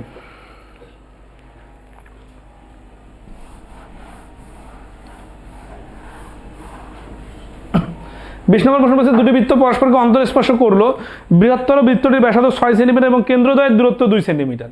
ঠিক আছে, তাহলে এই বড় বৃত্তটার ব্যাসার্ধ হচ্ছে 6 সেন্টিমিটার, ঠিক আছে এখানকার মতোই, কিন্তু আবার এইখানে ছোট বৃত্তটার ব্যাসার্ধ দেওয়া নেই, বলা আছে কেন্দ্র দুইটার দূরত্ব হচ্ছে 2 সেন্টিমিটার। তাহলে দেখেন এটা পুরোটা যদি 6 হয়, এইটুকু যদি 2 হয়, তাহলে এইটুকু তো অবশ্যই 4 হবে। ঠিক আছে না? আচ্ছা, এই তো সবাই বুঝতে পারছেন। ওকে, তাহলে আসি নেক্সটে 19 নম্বর প্রশ্নটা দেখেন একটু। 19 নম্বর প্রশ্নে বলা আছে যে দুটি বৃত্ত পরস্পরকে অন্তঃস্পর্শ করেছে। একটা বৃত্তের ব্যাসার্ধ 5 সেন্টিমিটার এবং কেন্দ্রদ্বয়ের দূরত্ব 9 সেন্টিমিটার হলে অপর বৃত্তের পরিধি কত সেন্টিমিটার? এখন পরিধি চাক আর ক্ষেত্রফল চাক আর যাই চাই চাক, যখন আমরা ব্যাসার্ধ বাইর করে ফেলবো তখন তো যে কোনো কিছু পার করা যাবে। তাহলে দুটা বৃত্তের পরস্পরকে অন্তঃস্পর্শ করছে, একটি বৃত্তের ব্যাসার্ধ 5 সেন্টিমিটার এবং কেন্দ্রদ্বয়ের দূরত্ব 9 সেন্টিমিটার। তাহলে একটা বৃত্তের ব্যাসার্ধ 5 সেন্টিমিটার, কেন্দ্রদ্বয়ের দূরত্ব 9 সেন্টিমিটার।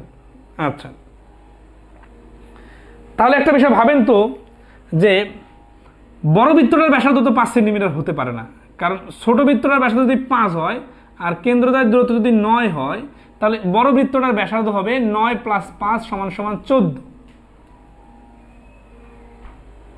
তারপর নেক্সটে কি বলতেছে? বলতেছে যে অপর বৃত্তের পরিধি কত? পরিধি হচ্ছে 2πr, এখানে r এর মান 14, তাই না? তাহলে 2π মান হচ্ছে 22/7 আর হচ্ছে 14, 7 × 2 = 14, 22 × 44, 44 2 × 88। তাহলে এই প্রশ্নের অ্যান্সার হচ্ছে 88। 19 নম্বর। সবাই আশা করি ধরতে পারছেন নাকি? এর কি অনেকের মনে হচ্ছে যে 9 থেকে 5 বাদ দিলে 4 হবে, এরকম মনে হচ্ছে নাকি? যাদের যাদের এরকম মনে হচ্ছে তারা আসলে চিত্রটা ইমাজিন করতে পারে না, আসলে প্র্যাকটিক্যালি আসেন। বলছে কি যে দুটা বৃত্ত পরস্পর অন্তঃস্পর্শ করেছে, তাহলে এরকম হবে চিত্র দেখতে। এটা একটা কেন্দ্র আর বড় বৃত্তটার কেন্দ্র হচ্ছে মনে করেন এটা। ঠিক আছে, আচ্ছা এখন বলতেছে কি? এখন বলতেছে যে একটা বৃত্তের ব্যাসার্ধ 5 সেন্টিমিটার এবং কেন্দ্রদ্বয়ের দূরত্ব 9 সেন্টিমিটার। সিরিয়াসলি খেয়াল করেন, কেন্দ্রদ্বয়ের দূরত্ব মানে কি? যে এই জায়গাটা থেকে এই জায়গাটা, তাই না? এইটুকু যদি 9 হয়, তাহলে বলেন তো এটা হচ্ছে বড় বৃত্তটার ব্যাসার্ধ, তো এই 9 এর মধ্যে আছে, 9 বাদেও আরো একটু অংশ আছে, তাহলে ওই বৃত্তটার ব্যাসার্ধ তো 9 এর থেকে কম হবে না, অবশ্যই 9 এর থেকে বেশি হবে। তাহলে যে 5 দেওয়া আছে, 5 কি? 5 হচ্ছে ছোট বৃত্তটার ব্যাসার্ধ। তাহলে ছোট বৃত্তটার ব্যাসার্ধ হচ্ছে 5, এইটুকু হচ্ছে 5 আর এই পাশেটা হচ্ছে 9। এখন খেয়াল করেন, তাহলে বড় যে বৃত্তটা ওইটার ব্যাসার্ধ কত? এই 9 আর 5 মিলে 14। এখন যারা ভাবতেছেন 9 - 5, তারা কিভাবে ভাবতেছেন জানেন? তারা এইভাবে ভাবতেছেন যে এই পুরাটা মিলে 9 আর এই ছোট বৃত্তটা 5, তাহলে এই ডিস্টেন্সটা হবে 9 - 5। কিন্তু আসলে কি ভাষাটা এইভাবে বলা আছে? দুটা বৃত্তের ব্যাসার্ধ 9 দেওয়া আছে? নাই। কিন্তু অনেকেই ভুল করছেন, পরীক্ষার হলেও ভুল করবেন। কারণ কি? কারণ আপনি তাড়াহুড়া করে মনোযোগ দেন নাই। কি লিখছি? 9 যখন বলা আছে তখন বলা আছে যে কেন্দ্রদ্বয়ের দূরত্ব 9। কেন্দ্রদ্বয়ের দূরত্ব 9 মানে তো এই পুরাটা 9 না, কেন্দ্রদ্বয়ের দূরত্ব হচ্ছে এই কেন্দ্র আর এই কেন্দ্রের মাঝখানের জায়গাটা হচ্ছে 9। আর এটা যদি 5 হয়, তাহলে বড়টা মিলে দুটা মিলে 14 হবে বড় বৃত্তের ব্যাসার্ধ। আর ব্যাসার্ধ যখন 14 হবে তখন পরিধি হবে 2πr = 88। এগুলো এখন আমরা শিখবো, সমস্যা নেই। ঠিক আছে? আচ্ছা, তাহলে মিশু মাহাজান বুঝছেন?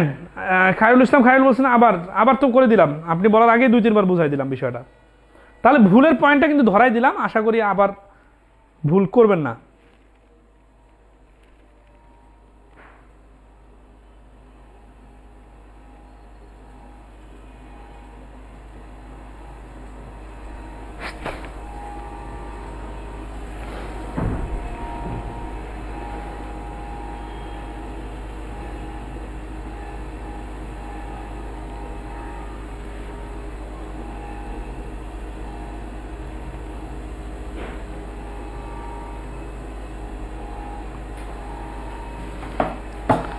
তাহলে নেক্সটে দেখেন, দুটি বৃত্তের সাথে সাধারণ স্পর্শক সম্পর্কিত প্রশ্ন। এটা করলে অনুসিদ্ধান্তগুলো শেষ, এরপর আমরা ক্যালকুলেশনে ঢুকবো ইনশাল্লাহ।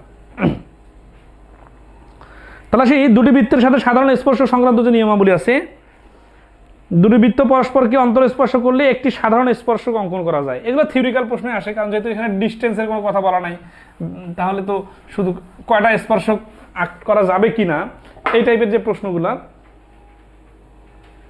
দুটি বৃত্ত পরস্পরকে অন্তরস্পর্শ করলে একটি সাধারণ স্পর্শ অঙ্কন করা যায়। মানে বিষয়টা এরকম, ধরুন হচ্ছে এইটা আর ভিতরে 8, এখন এমন একটা স্পর্শক অঙ্কন করবো যাতে দুটো বৃত্তকে টাচ করে। তাহলে এটা সম্ভব শুধুমাত্র এইখানে এইভাবে একটা স্পর্শক অঙ্কন করলে। ঠিক আছে, এটা কি হচ্ছে দুইটাকে টাচ করবে, এটাকে বলা হচ্ছে সাধারণ স্পর্শ। ঠিক আছে, ওকে।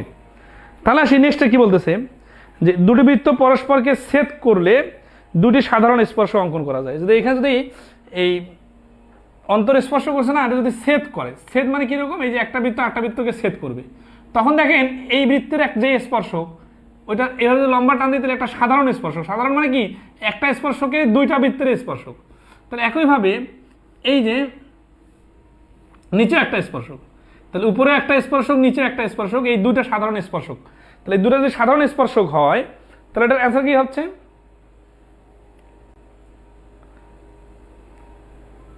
উত্তর কি চাইছে এখানে, বলছে যে দুটি বৃত্ত পরস্পর ছেদ করলে দুটি সাধারণ স্পর্শক পাওয়া যায়। তার মানে দুইটা সাধারণ স্পর্শক অঙ্কন করা যাবে যদি ছেদ করে, মানে একটার ভিতরে একটা ঢুকে যায়। এখানে টান দিলে কিন্তু সাধারণ স্পর্শক হবে না, আর কোনোভাবে সাধারণ স্পর্শক অঙ্কন করা যাবে না।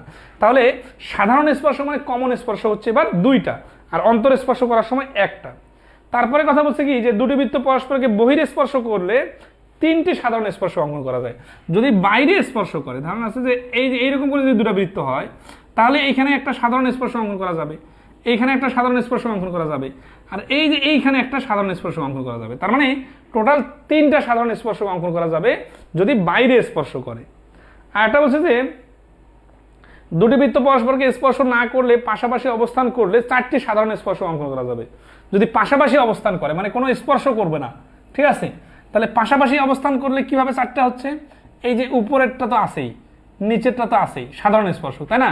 আচ্ছা, এইটার এই পাশ দিয়ে একটা দেখেন, মানে ওইটার উপরে আর এটার নিচ দিয়ে এইখানে একটা স্পর্শক, আর এইটার এইভাবে একটা যে ক্রস করে এটাকে নিচে টাচ করবে, এটার উপরের অংশে টাচ করবে। তাহলে পাশাপাশি অবস্থান করতেছে কিন্তু টাচ মানে করছে, একসাথে স্পর্শ করে নাই, তাহলে সাধারণ স্পর্শ অঙ্কন করা যাবে চারটা।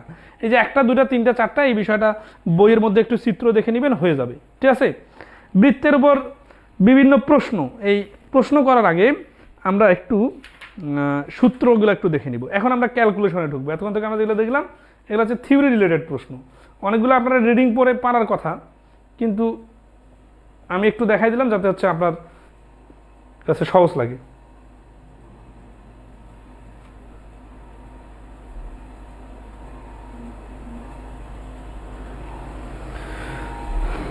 ওকে, সবাই ক্লিয়ার না? আচ্ছা, তাহলে আসি আমরা এখন সূত্র দেখি। বৃত্তের সূত্র কিন্তু খুব সহজ, বৃত্তের বেশি সূত্র নাই, 2-3টা সূত্র দিয়ে মোটামুটি হয় এবং সবগুলো আপনারা সবাই জানেন। জাস্ট আমরা টার্নিং পয়েন্টগুলোতে ফোকাস করব। ধরা যাচ্ছে একটা বৃত্তের ব্যাসার্ধ যদি আর হয়, তাহলে এই বৃত্তটার পরিধি মানে চারপাশের পরিসীমা, যেটা আমরা বলতাম বর্গ বা আয়তের ক্ষেত্রে, সেটা এই বৃত্তাকার কোনো কিছুর ক্ষেত্রে এটা হচ্ছে পরিধি হয়। তাহলে পরিধি হচ্ছে 2πr। আর ক্ষেত্রফল কি, ক্ষেত্রফল 2πr মানে কি, তাহলে দেখেন 2πr মানে হচ্ছে যে যদি আপনি একটা নির্দিষ্ট দূরত্ব বজায় রেখে বৃত্ত অঙ্কন করেন, তাহলে এই বৃত্তটার চারপাশে কতটুকু বেড়া দিতে হবে অথবা সুতা লাগবে অথবা তার লাগবে, সেটা 2πr নির্ধারণ করে দিবে। পাইয়ের মানটা আমরা ভগ্নাংশ আকারে নিলে 22/7 নিব, আর দশমিক আকারে নিলে 3.1416 পর্যন্ত নিব। ঠিক আছে, আরও মান আছে, পাইয়ের মান যেহেতু আনলিমিটেড আমরা এই 4 দশমিক পর্যন্ত নিব। প্রয়োজনে যদি দেখি যে না এমসিকিউ করার সময় অপশনে আছে, তখন আরও 3.14 পর্যন্ত নিতে পারি, এটা ব্যাপার না। এরপর আসি ক্ষেত্রফলের কথা যদি বলে, ক্ষেত্রফল মানে কি? ক্ষেত্রফল মানে হচ্ছে এই মাঝখানে কতটা জায়গা আছে, তখন হবে পাই আর স্কোয়ার। তাহলে এটা হচ্ছে পরিধির সূত্র, আর এটা হচ্ছে ক্ষেত্রফল। ক্ষেত্রফল হচ্ছে পাই আর স্কোয়ার, নতুন করে কিছু বলার নাই। আচ্ছা, তারপরে নেক্সট আসি। আজকে একটা খুব ইন্টারেস্টিং প্রশ্ন আসছে কলেজ লেভেলে, এটা আমি গত বৃত্তের ক্লাসটা গত দিনে নিলে আপনারা যারা আজকে পারেন নাই তারাও পারতেন কিন্তু। ঠিক আছে, বৃত্তকলা সম্পর্কিত প্রশ্ন। বৃত্তকলার ক্ষেত্রে যেটা আসে, চাপের দৈর্ঘ্য অথবা মানে বৃত্তচাপের দৈর্ঘ্য অথবা ধরেন আছে যে কোণের মান, এইটা বাইর করার একটা প্রশ্ন আসে। ঠিক আছে, আচ্ছা এটা একটু দেখা দিতেছি আমি।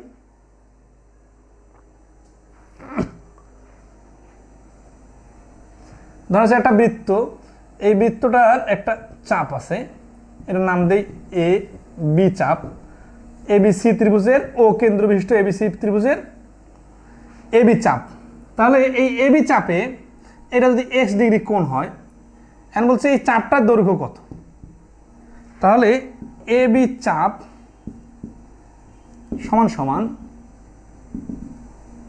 পরিধি গুণন x ডিগ্রি বাই 360 ডিগ্রি, মানে এখানে যে কোণটা থাকবে এই কোণটা 360 ডিগ্রিতে ভাগ করে পরিধি দ্বারা গুণ করতে হবে। এই সূত্রটার লজিকটা কি দেখেন, লজিকটা হচ্ছে এইরকম যে এই যে চাপ আছে না, এই চাপটার সাথে এই পুরা পরিধিটা যদি আমরা এই পাশে নিয়ে আসি, তাহলে এটা কি হচ্ছে এবি চাপ, মানে যে চাপটা থাকবে এই চাপ ডিভাইডেড পরিধির সাথে চাপের যে রেশিও এই 360 ডিগ্রি, টোটাল বৃত্তটা মিলে তো 360 ডিগ্রি, টোটাল বৃত্তটা 360 ডিগ্রি, এর সাথে এই এক্স কোণের রেশিওটাও সেম। বুঝতে পারছেন কি? দেখেন চাপের সাথে পরিধির যে রেশিও, মানে ধরেন এই পুরা বৃত্তটা মনে করেন ধরেন আছে 10 মিটার, আর এই চাপটা মনে করেন 2 মিটার, তাহলে চাপের সাথে যা রেশিও হবে, তাহলে এখানে 360 ডিগ্রি কোণ, টোটালটা কোণ হবে 360 ডিগ্রি, এর সাথে এই যে বৃত্তচাপের যে অংশটা এইটার কোণ বসালে এই পাশে যে ভগ্নাংশ বা রেশিও তৈরি হবে 1:5, ওই পাশে কিন্তু 1:5 তৈরি হতে হবে, এই জন্য এখানে 72 ডিগ্রি কোণ তৈরি হবে। ঠিক আছে, তাহলে কি হচ্ছে যে এখানে 1/5 হবে, এখানে 1/5 হবে। এই জিনিসটা এইভাবে মনে রাখা সহজ হবে। আর ডাইরেক্ট করতে চাইলে কি হবে, ডাইরেক্ট করতে চাইলে দেখেন এই যে চাপ এবি চাপটা রাখে এই পরিধিটা ওই পাশে যে গুণ হয়ে গেল, আর এইটাকে আমরা নাম দিয়ে দিলাম বৃত্তের চাপের দৈর্ঘ্য বাইর করার সূত্র, এক্স ডিভাইডেড 360 ডিগ্রি গুণন পরিধি। এখন এক্স মানে কি, এক্স এখানে নাম দিতে পারি আমরা থিটা, মানে কোণের মণিক মাপ, অথবা বলতে পারি যে বৃত্তের চাপের যে কোণ থাকে, যা খুশি তাই নাম দিতে পারি। ঠিক আছে, আচ্ছা তো আসি আমরা আজকের যে প্রশ্নটা আসছিল,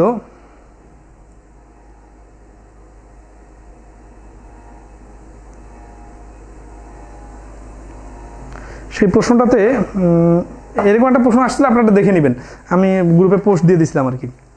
তো আরও কিছু প্রশ্ন আমরা সমাধান করবো এখন। তাহলে সূত্রগুলো দেখলাম, এখন আমরা আসি বৃত্তের উপর বিভিন্ন প্রশ্ন। এই প্রশ্নগুলো আছে দেখেন আপনারা বইয়ের মধ্যে 21 থেকে 27 পর্যন্ত অনেকগুলো ছোট ছোট প্রশ্ন আছে, যে বৃত্তার বৃহত্তম জ্যাকে কি বলে, 4 সেন্টিমিটার ব্যাস বিশিষ্ট বৃত্ত আঁকলে কেন্দ্র হতে পরিধির দূরত্ব কত হবে, এগুলো সবগুলোই কিন্তু হচ্ছে সিম্পল প্রশ্ন। ঠিক আছে, তো এই সিম্পল প্রশ্নগুলো আমরা স্কিপ করতেছি, আপনারা নিজে থেকে রিডিং পড়ে নেবেন। আমরা আসি তারপরের পরে যাই, বৃত্তের ব্যাস বা ব্যাসার্ধ হ্রাস বৃদ্ধি। এই বৃত্তের ব্যাস বা ব্যাসার্ধের উপর প্রশ্ন আসে।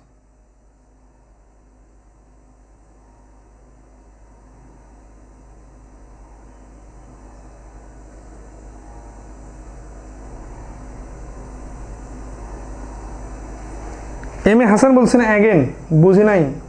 আচ্ছা বুঝেন নাই, সেটা হচ্ছে কি যে মানে ধরেন বিষয়টা এইরকম আসে, বৃত্তচাপের বিষয়টা বোঝায়। ধরা হচ্ছে একটা বৃত্ত, এই ফুল পরিধিটা 360 ডিগ্রি অ্যাঙ্গেলকে ঘুরিত হয়, তাই না? এখন যদি মনে করেন আমি এখান থেকে 60 ডিগ্রি অ্যাঙ্গেল কেটে নিলাম, তা 60 ডিগ্রি অ্যাঙ্গেল কেটে নেওয়ার কারণে এই যে আমি যে দূরত্বটা পাবো, এই যে অংশটা পাবো না, এই অংশটা কতটুকু, এইটা নির্ভর করবে এই 60 ডিগ্রি, যেহেতু 360 ডিগ্রি ছিল টোটাল, এখান থেকে 60 ডিগ্রি কাটলাম, মানে 6 ভাগের 1 ভাগ কাটলাম, তাহলে এই পুরো পরিধিটা মনে করেন 12 মিটার। খুবই সিম্পল, ঐকিক নিয়মের মতো। 60 ডিগ্রির কারণে 360 ডিগ্রি যদি নেই, তাহলে যদি 12 মিটার পাই, তাহলে 60 ডিগ্রির কারণে কত মিটার পাবো? 2 মিটার পাবো। এটা কিভাবে হচ্ছে? এইভাবে হচ্ছে যে 12 মিটার হচ্ছে পরিধি, আর এইটা কত, চাপটা কত আমরা জানি না, তাহলে চাপ এখানে দিলাম, তাহলে চাপ ডিভাইডেড পরিধি ইকুয়াল টু 60 ডিগ্রি হচ্ছে চাপের কোণ, আর 360 ডিগ্রি হচ্ছে টোটাল কোণ। তাহলে দেখেন যে এই চাপের পরিমাণটা জানি না, তাহলে চাপ সমান সমান এই 12 মিটার কি, 12 মিটার তো পরিধি, তাই না? তাহলে পরিধিটা ওই পাশে হচ্ছে কত? এই পাশে হচ্ছে, এই পাশে যদি চাপটা তাহলে 2 মিটার দেয়, আমি 2 বসাই দিলাম, 2 আর 12 কাটলেও 1/6, আর এই পাশে 60 আর 360 কাটলেও 1/6। এই যে রেশিও দুটা সমান সমান হবে, এটা কিন্তু আসলে বোঝার জন্য বললাম। এটা বুঝলে কি হবে? সূত্রটা নিজে থেকে বানাইতে পারবেন। ঠিক আছে, ওকে। 27 নম্বর প্রশ্নটা দেখেন। আজকের ওই যে প্রশ্নটা দেখাইতে পারবেন? আজকের প্রশ্নটা একটু দেখা দেন তো। ওই কলেজ পর্যায়ে যে প্রশ্নটা তুললেন না, ওখানে বৃত্তচাপের একটা প্রশ্ন আছে, আর দিয়ে শেষের দিকে আপনি তো তুললেন, এটা কাটিয়ে একটু দেখান। আচ্ছা, আমি বৃত্তচাপের প্রশ্ন দেখাচ্ছি। 27 নম্বর প্রশ্নটা একটু আগে দেখাই। 27 নম্বরটা দেখেন।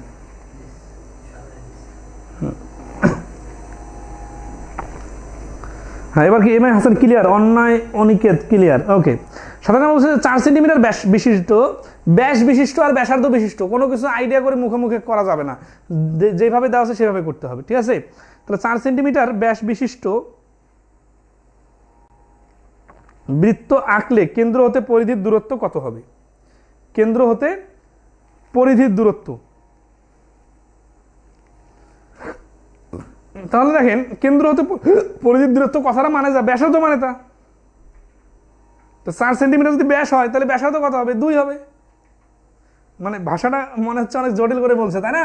27 নম্বর প্রশ্নে আপনারা একটু পড়েন তো। দেওয়া আছে যে 4, এই 4 কি? এই 4 হচ্ছে পুরোটাই মিলে 4, এই যে এ বি মিলে 4, আর এখানে চাইছে কি ও বি মিলে কত, ও এ মিলে কত? ও এ মিলে তো অবশ্যই 2 হবে, এই পাশে 2, এই পাশে 2 মিলে তো 4। কিন্তু এইভাবে ডাইরেক্ট চিত্র দিলে তো পানির মতো সহজ মনে হচ্ছে, কিন্তু ভাষাটা একটু জটিল করে বলছে না? কি বলছে? 4 সেন্টিমিটার ব্যাসার্ধ বিশিষ্ট বৃত্ত আঁকলে, 4 সেন্টিমিটার ব্যাস বিশিষ্ট বৃত্ত আঁকলে, ব্যাস বিশিষ্ট মানে পুরাটা, 2টা ব্যাসার্ধ মিলে একটা ব্যাস, পরিধি কেন্দ্র হতে পরিধির দূরত্ব কত? কেন্দ্র থেকে পরিধির দূরত্ব মানে তো ব্যাসার্ধের দূরত্ব, তাহলে 4 এর অর্ধেক 2 হবে। তারপর দেখেন অনেকে করতে বলছেন। আচ্ছা, আসি বৃত্তের ব্যাস ও ব্যাসার্ধর হ্রাস বৃদ্ধির অঙ্ক। পাইছেন কি প্রশ্নটা? আচ্ছা, দেখেন তো এই বৃত্তচাপের আজকের যে প্রশ্নটা আসছিল কলেজ পর্যায়ে, এই যে ক্লাসটা যদি আমি আগে নিতাম, তাহলে কিন্তু এটা আপনারা পানির মতো সহজে পেরে যেতেন।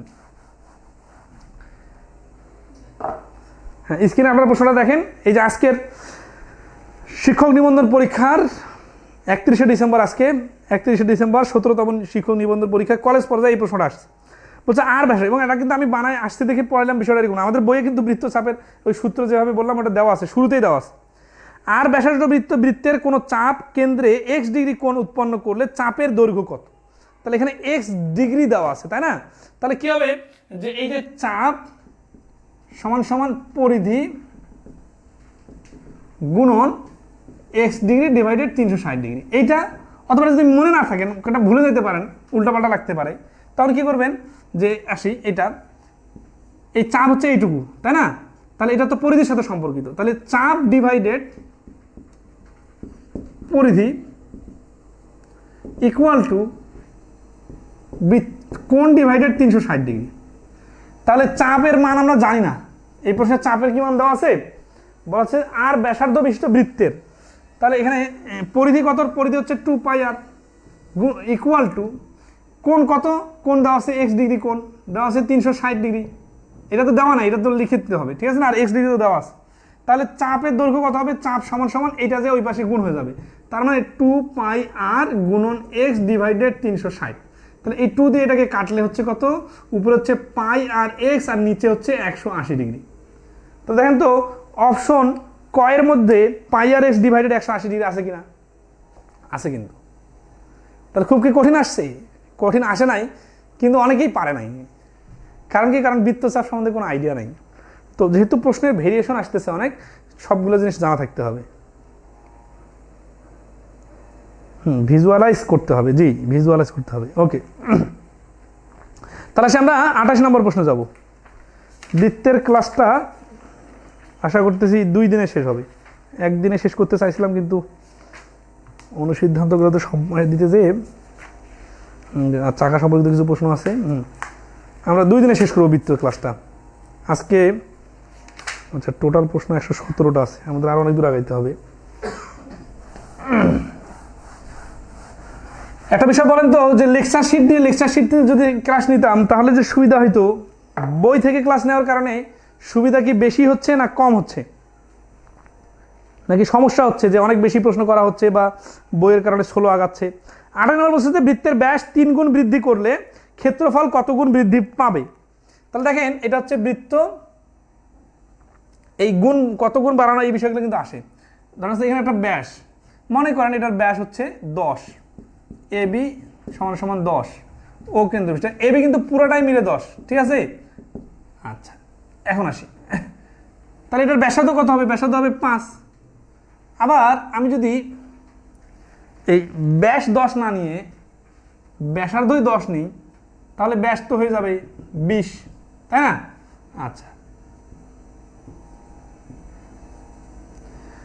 তাহলে এখন আসি, আমাদের কি বলতেছে যে বৃত্তের ব্যাস 3 গুণ বৃদ্ধি করলে ক্ষেত্রফল কত গুণ বৃদ্ধি পাবে? ধরেন এখানে ব্যাস আছে 10, তাই না? তাহলে ব্যাসটা 3 গুণ বৃদ্ধি করলে হবে 30, তাহলে তখন ব্যাসার্ধ হয়ে যাবে 15। তার মানে যদি 30 দেই তাহলে এটা হয়ে যাবে 15, তাই না? তাহলে এটার ক্ষেত্রফল কত? এটার ক্ষেত্রফল হচ্ছে পাই 10, এই যে এখানে কিন্তু 10 ধরা যাবে না, পাই আর স্কোয়ার মানে 5 স্কোয়ার, তার মানে 25 পাই। আর এটা কত? এটা হচ্ছে পাই 15 স্কোয়ার, তার মানে পাই 225। তাহলে দেখেন, এই পাই আর পাই 25 পাই আর 225 পাইয়ের যে সম্পর্কটা, সেটা কিন্তু হচ্ছে 9 গুণ। তার মানে আমি ব্যাসটা 10 ছিল, এইটার ব্যাসটাকে আমি 30 বানাইলাম, তাহলে এটার ক্ষেত্রফল যা ছিল ক্ষেত্রফলটা 9 গুণ হয়ে গেল। তাহলে আমরা কি শর্টকাটে এইভাবে বলতে পারি না, ব্যাস, এই একটা খুবই ইম্পর্টেন্ট বিষয় শিখে রাখেন, ব্যাস বা ব্যাসার্ধ যাই ধরেন, ব্যাস বা ব্যাসার্ধ, ঠিক আছে, ইকুয়াল টু যত গুণ এর উপর স্কোয়ার সমান সমান ক্ষেত্রফল। ব্যাস বা ব্যাসার্ধ যত গুণ বাড়বে ক্ষেত্রফল তার স্কোয়ার গুণ বাড়বে। এখানে আপনাদের কনফিউশন লাগে যাইতে পারে যে আমরা তো শিখে আসছি শুধু ব্যাসার্ধ বাড়লে এরকম হয়। খেয়াল করেন, এই প্রশ্নটাকে আপনি যদি বলেন ব্যাসের ক্ষেত্রে, ব্যাস আগে যা ছিল নতুন 3 গুণ, তাহলে ব্যাসার্ধটাও তো আগে যা ছিল তার 3 গুণ হয়ে গেছে, তাই না? তাহলে এখানে যদি আমি ব্যাসের কথা না বলে যদি বলতাম যে ব্যাসার্ধ 3 গুণ হলে ক্ষেত্রফল কত গুণ হবে, তাহলে যা অ্যান্সার, ব্যাস 3 গুণ হলে ক্ষেত্রফল কত গুণ হবে, একই রকম অ্যান্সার। আশা করি ধরতে পারছেন, ঠিক আছে? আচ্ছা, 28 নম্বর স্কুল পর্যায়ে 2তে এসেছিল। ওকে, তাহলে আশা করি সবাই এই কনফিউশনটাতে ক্লিয়ার যে ব্যাস বলুক আর ব্যাসার্ধ বলুক, যত গুণ বলবে তার উপর স্কোয়ার দিতে হবে। তাহলে এবার যদি আবার ঘুরায় বলে যে ক্ষেত্রফল 9 গুণ বাড়ানো হলো, ব্যাসার্ধ কত গুণ বাড়ানো হয়েছিল, তখন 3 গুণ হবে। তখন কি আবার কেউ 9-এর 3 গুণ 27 দিয়ে দিবেন নাকি? 27 দিয়ে দিবেন যদি আপনি মুখস্থ অঙ্ক করেন, ঠিক আছে? কিভাবে বলতেছে সেটা একটা ইম্পর্টেন্ট বিষয়, যে ক্ষেত্রফল 9 গুণ বাড়লে ব্যাসার্ধ কত গুণ বাড়বে, তখন অ্যান্সার হবে 3 গুণ, উল্টা পাশে। আচ্ছা, তাহলে এরকম প্রশ্ন আরো অনেকগুলো আছে, এগুলো আমরা স্কিপ করতেছি, আপনারা করে নেবেন। 31 নম্বর প্রশ্নটা দেখেন একটু, এটা ইন্টারেস্টিং একটা প্রশ্ন।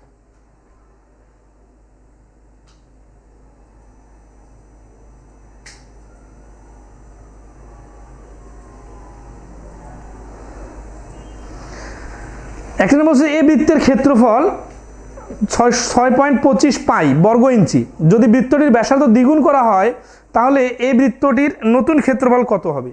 দেখেন, এই যে আপনি যে শিখলেন এই দ্বিগুণ হলে 4 গুণ হয়, এই বিষয়গুলো যদি আপনি প্র্যাকটিক্যালি ইউজ করতে না পারেন তাহলে যে সমস্যাটা হবে, আপনি অযথায় অনেক বেশি সময় নষ্ট করে ক্যালকুলেশন করবেন, ঠিক আছে? কিরকম, ধরেন যে একটা বৃত্ত, এটার নাম এ, এটার ক্ষেত্রফল হচ্ছে 6.25 বর্গ ইঞ্চি, পাই বর্গ ইঞ্চি, এটা কিন্তু ক্ষেত্রফল।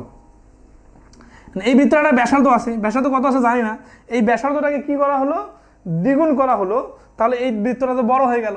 এই বৃত্তটার ক্ষেত্রফল কত? এন্ড খেয়াল করেন বলছে কি, বলছে এই ব্যাসার্ধটাকে দ্বিগুণ করা হয়েছে, তার মানে এখানে একটা ব্যাসার্ধ ছিল এক্স, এটা হয়ে গেছে 2x। এখন যদি আমরা ক্যালকুলেশন করতে যাই তাহলে ধরি যে এটার ব্যাসার্ধ এক্স ছিল, তাহলে এটার ক্ষেত্রফল হচ্ছে পাই এক্স স্কোয়ার ইকুয়াল টু 6.25 পাই, পাই পাই কাটা x square equal to 6.25, x equal to হচ্ছে 0.25, সরি 2.5, ঠিক আছে, এটার উপর রুট ওভার দিলে 2.5। তাহলে এটা দেখেন এটা হচ্ছে 2.5 হলো ব্যাসার্ধ, তাহলে এখানে ব্যাসার্ধ হবে 5, তাহলে এটা ক্ষেত্রফল হবে 5 স্কোয়ার মানে 25 পাই। এইভাবে করতে যেয়ে কিন্তু আমাদের ভুল হয় নাই, কিন্তু সময় অনেক নষ্ট হয়েছে। কারণ কি, কারণ আমরা এই ক্ষেত্রফল থেকে ব্যাসার্ধ আর বা এক্স ধরে ব্যাসার্ধের একটা ভ্যালু নিয়ে আসছি, সেই ব্যাসার্ধকে আবার ডাবল করছি, ডাবল করে তারপরে আবার নতুন ব্যাসার্ধ আসছে, সেই ব্যাসার্ধ থেকে ক্ষেত্রফল বাইর করছি। এটা না করে যদি আমরা ওই আগের লজিকটাকে কাজে লাগাইতাম যে আমাদের ব্যাসার্ধ যেহেতু ডাবল হয়েছে, তাহলে এইটার ক্ষেত্রফলের থেকে এটার ক্ষেত্রফল 4 গুণ হয়ে যাবে, তাহলে এই 6.25 পাইয়ের সাথে 4 গুণ করে দিই, তাহলে 4 6 24 আর 4 25 হচ্ছে 100, 24 আর 1 25, এই 25 পাই। এতটুকু কাজ করলে অ্যান্সার হয়ে যায়। তাহলে এই যে এখানে ব্যাসার্ধ তো আমার জানার দরকার নাই, তাই না? আচ্ছা, তাহলে এটা কখন পারা যাবে? যখন আপনি মানে কনসেপচুয়াল কথাগুলো খুব মানে প্র্যাকটিক্যালি ফিল করতে পারবেন, তখন এইভাবে আপনি অযথা সময় নষ্ট না করে দ্রুত অ্যান্সার বলতে পারবেন। হ্যাঁ, পরীক্ষায় এত করলে সময় থাকে না, এই এত না করার জন্য তো আপনার মাথা খাটাইতে হবে, তাই না? আচ্ছা, আশা করি সবাই ক্লিয়ার। 32 নম্বর প্রশ্নটা দেখেন, একটু ব্যতিক্রম আছে। একটি বৃত্তের ব্যাসার্ধ আর কে বৃদ্ধি করে ব্যাসার্ধ আর প্লাস এন করলে বৃত্তের ক্ষেত্রফল 4 গুণ হয়, আর এর মান কত?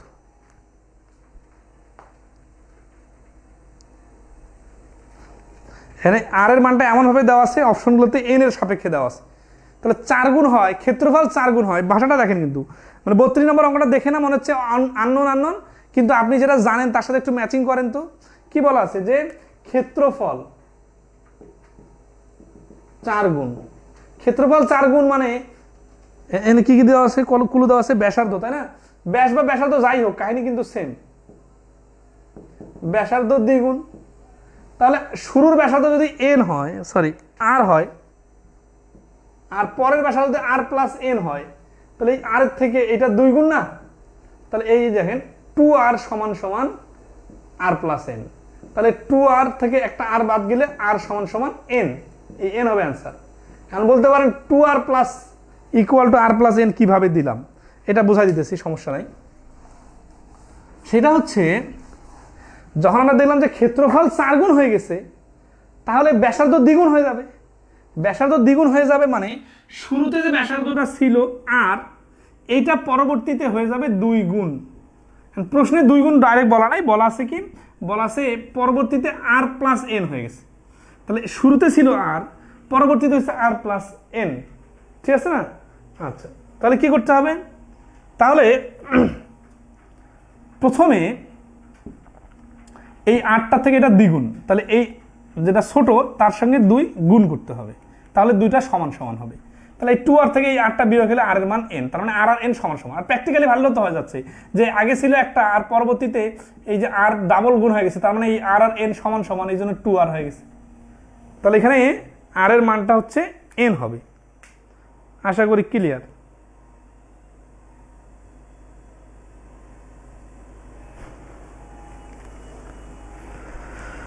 নেক্সটে আসি, 33 34 35 যে অঙ্কগুলো দেওয়া আছে এগুলো হচ্ছে রেশিও আকারে দেওয়া আছে। রেশিও আকারে থাকলেও কাহিনী সেম, ঠিক আছে? 33 নম্বর অঙ্কটা দেখেন, দুটি বৃত্তের ব্যাসের অনুপাত 3:2 হলে বৃত্ত দুটির ক্ষেত্রফলের অনুপাত কত হবে?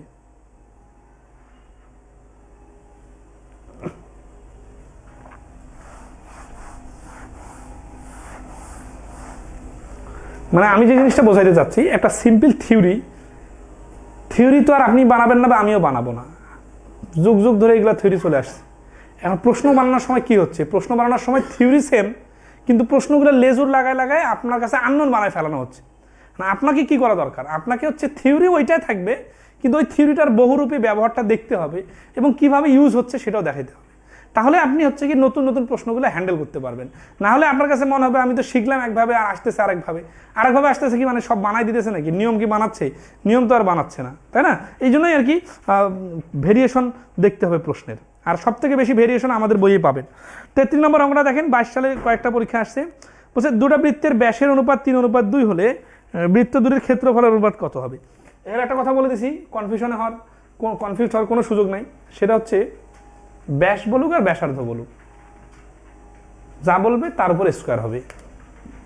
3:2 আছে না, তাহলে 3-এর উপর স্কোয়ার, 2-এর উপর স্কোয়ার, তার মানে 9 আর 4, ক্ষেত্রফলের অনুপাত 9:4 হবে। ঠিক আছে, ওকে। 33 নম্বরটা রিটার্ন করে দেন স্যার। ওরে বাবা, রিটার্ন, এইগুলো তো রিটার্নের কোনো ফ্যাক্টর না। এই রিটার্নের অনুপাতের অঙ্ক করাইছে না, ধরি, ঠিক আছে, ব্যাস এত আর এত, ঠিক আছে, তাহলে ব্যাসার্ধ 1.5x আর এখানে হচ্ছে x, তাহলে ক্ষেত্রফল পাই 1.5x স্কোয়ার, এখানে দশমিক চলে আসছে এখন, মানে সময় লাগবে একটু, আর এটা হচ্ছে পাই এক্স স্কোয়ার, তাহলে 1.5-এর উপর স্কোয়ার মানে 15 হচ্ছে 225, তাহলে পাই 2.25 স্কোয়ার আর এখানে হচ্ছে পাই এক্স স্কোয়ার।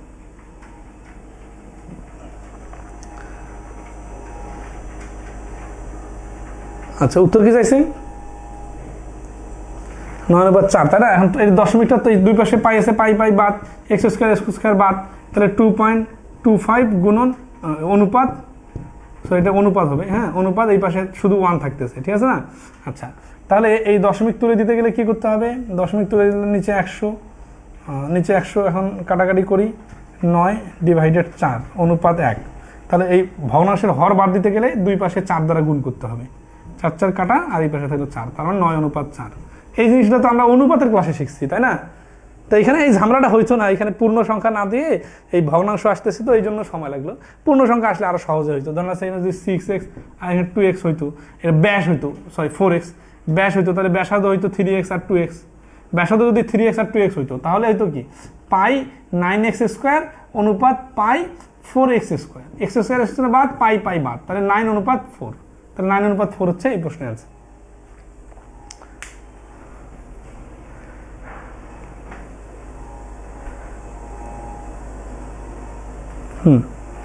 ওকে, মোটামুটি শেষ। তাহলে আমরা পার্সেন্টেজ হ্রাসবৃদ্ধিতে আসি। হ্যাঁ, আচ্ছা, এখানে একটা খুবই টার্নিং পয়েন্ট আমি একটা আপনাদের ধরাই দিব, এটা এখানে আলোচনা নাই, ব্যাংকের পরীক্ষা আসছে আগে, বিসিএস সব বিভিন্ন পরীক্ষা আসতে পারে। খুব একটা ইন্টারেস্টিং প্রশ্ন, আপনাদেরকে আমি বলতেছি, দেখি আপনারা কতটুকু পারেন, ঠিক আছে? বিসিএস এ কিন্তু ওই আপনারা দেখবেন গত ক্লাসে আমরা আয়তক্ষেত্রের হ্রাস বৃদ্ধি দেখছিলাম, তখন কিন্তু এটা যদি এরকম একটা প্রশ্ন ছিল, সিম্পল একটা প্রশ্ন, দেখেন তো।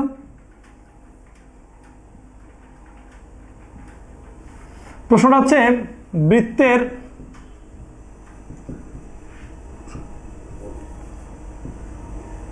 ব্যাসার্ধ 3 গুণ হলে পরিধি কত গুণ হবে?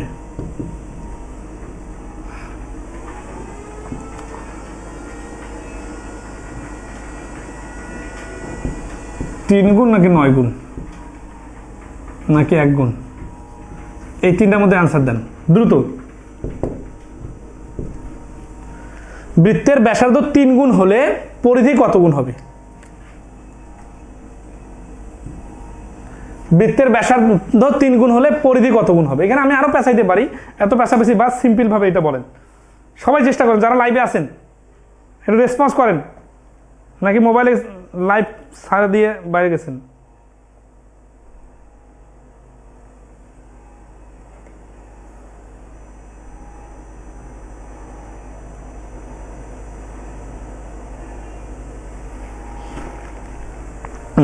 এখন এই বিষয়টা হচ্ছে অনেকে প্রশ্নের অ্যান্সার দিতেছেন, জানা থাকলে ভালো, না থাকলে সমস্যা নেই, আমি ক্লিয়ার করে দিয়েছি। তো এখানে যে সমস্যাটা হবে অনেকের, সেটা হচ্ছে যে ওই আগের লজিকে আপনারা কাজ করবেন, যে যত গুণ বলছে 3 গুণ, 3 গুণের উপরে স্কোয়ার মানে 9 গুণ, ঠিক আছে না? এই স্কোয়ারটা কেন করি আমরা বলেন তো? মুখস্থ করি না, স্কোয়ারটা এই জন্য করি যে ক্ষেত্রফলটা বৃত্তের বেলাও স্কোয়ার আকারে হয় এই জন্য। কিন্তু এখানে যখন আমি বলতেছি পরিধি 3 মানে ব্যাসার্ধ 3 গুণ হলে পরিধি কত গুণ হয়, তার মানে দেখেন এখানে একটা ছোট্ট বৃত্ত ছিল, এইটার ব্যাসার্ধ ছিল r, তাহলে এইটার পরিধিটা কত, এটার পরিধি হচ্ছে 2πr, এইটার ব্যাসার্ধটা হয়ে গেছে 3r, এটার পরিধি কত, এটার পরিধি 2 সূত্রের 2, পাই সূত্রের পাই, আর এখানে r মানে ব্যাসার্ধটা হচ্ছে 3r। দেখেন এটা হচ্ছে 3 দুগুণা 6 পাই r, আর এটার ব্যাসার্ধ কত 2πr, মানে এই 2πr আর 6πr এর গুণত্বের সম্পর্কটা হচ্ছে আর কাটা পাই পাই কাটা 2 দেওয়া আছে 3 গুণ। তার মানে এই ব্যাসার্ধ r ছিল, এটাকে 3r করলাম, তাহলে পরিধি 2πr থেকে হয়ে গেল 6πr মানে 3 গুণ। এখন বলতে পার তাহলে কি হচ্ছে, তার মানে হচ্ছে পরিধিটাও 3 গুণ হয়ে গেল। তাহলে ব্যাসার্ধ 3 গুণ হলে পরিধি 3 গুণ হবে, 9 গুণ হবে না। কেন? কারণ এখানে ক্ষেত্রফলের কথা বলা নাই, কিন্তু মুখস্থ যারা দিবেন তারা তো 9 গুণ দিয়ে দিবেন। তো এখানে কেন এরকম হচ্ছে, এর কারণটা হচ্ছে যে পরিধি হচ্ছে ওয়ান ডাইমেনশনাল, মানে পরিধি বাইর করার ক্ষেত্রে এই যে 2πr আমরা যে ইউজ করলাম, এখানে কিন্তু কোনো স্কোয়ারের রিলেশন নাই। স্কোয়ারের রিলেশন না থাকলে ওই যে ক্ষেত্রফলের ক্ষেত্রে আয়তক্ষেত্রের বেলা একটা দেখছিলাম না, যে এক বাহু যদি বাড়ে তাহলে যত পার্সেন্ট বাড়ে তত পার্সেন্ট ক্ষেত্রফল বাড়ে। তো বিষয়টা এরকম যে যদি পরিধির সাথে সম্পর্কিত করা হয় তাহলে ব্যাসার্ধ যত গুণ বাড়বে পরিধিও তত গুণ বাড়বে। এই নিয়মটা ক্লিয়ারলি জানা থাকবেন, ঠিক আছে? আচ্ছা, স্কোয়ার কিন্তু হয় না। তাহলে আসি পার্সেন্টেজ আকারে হলে ওই ব্যাসার্ধ বর্গের সিস্টেমটা এখানে ফলো হবে। 36 নম্বর প্রশ্নটা দেখেন,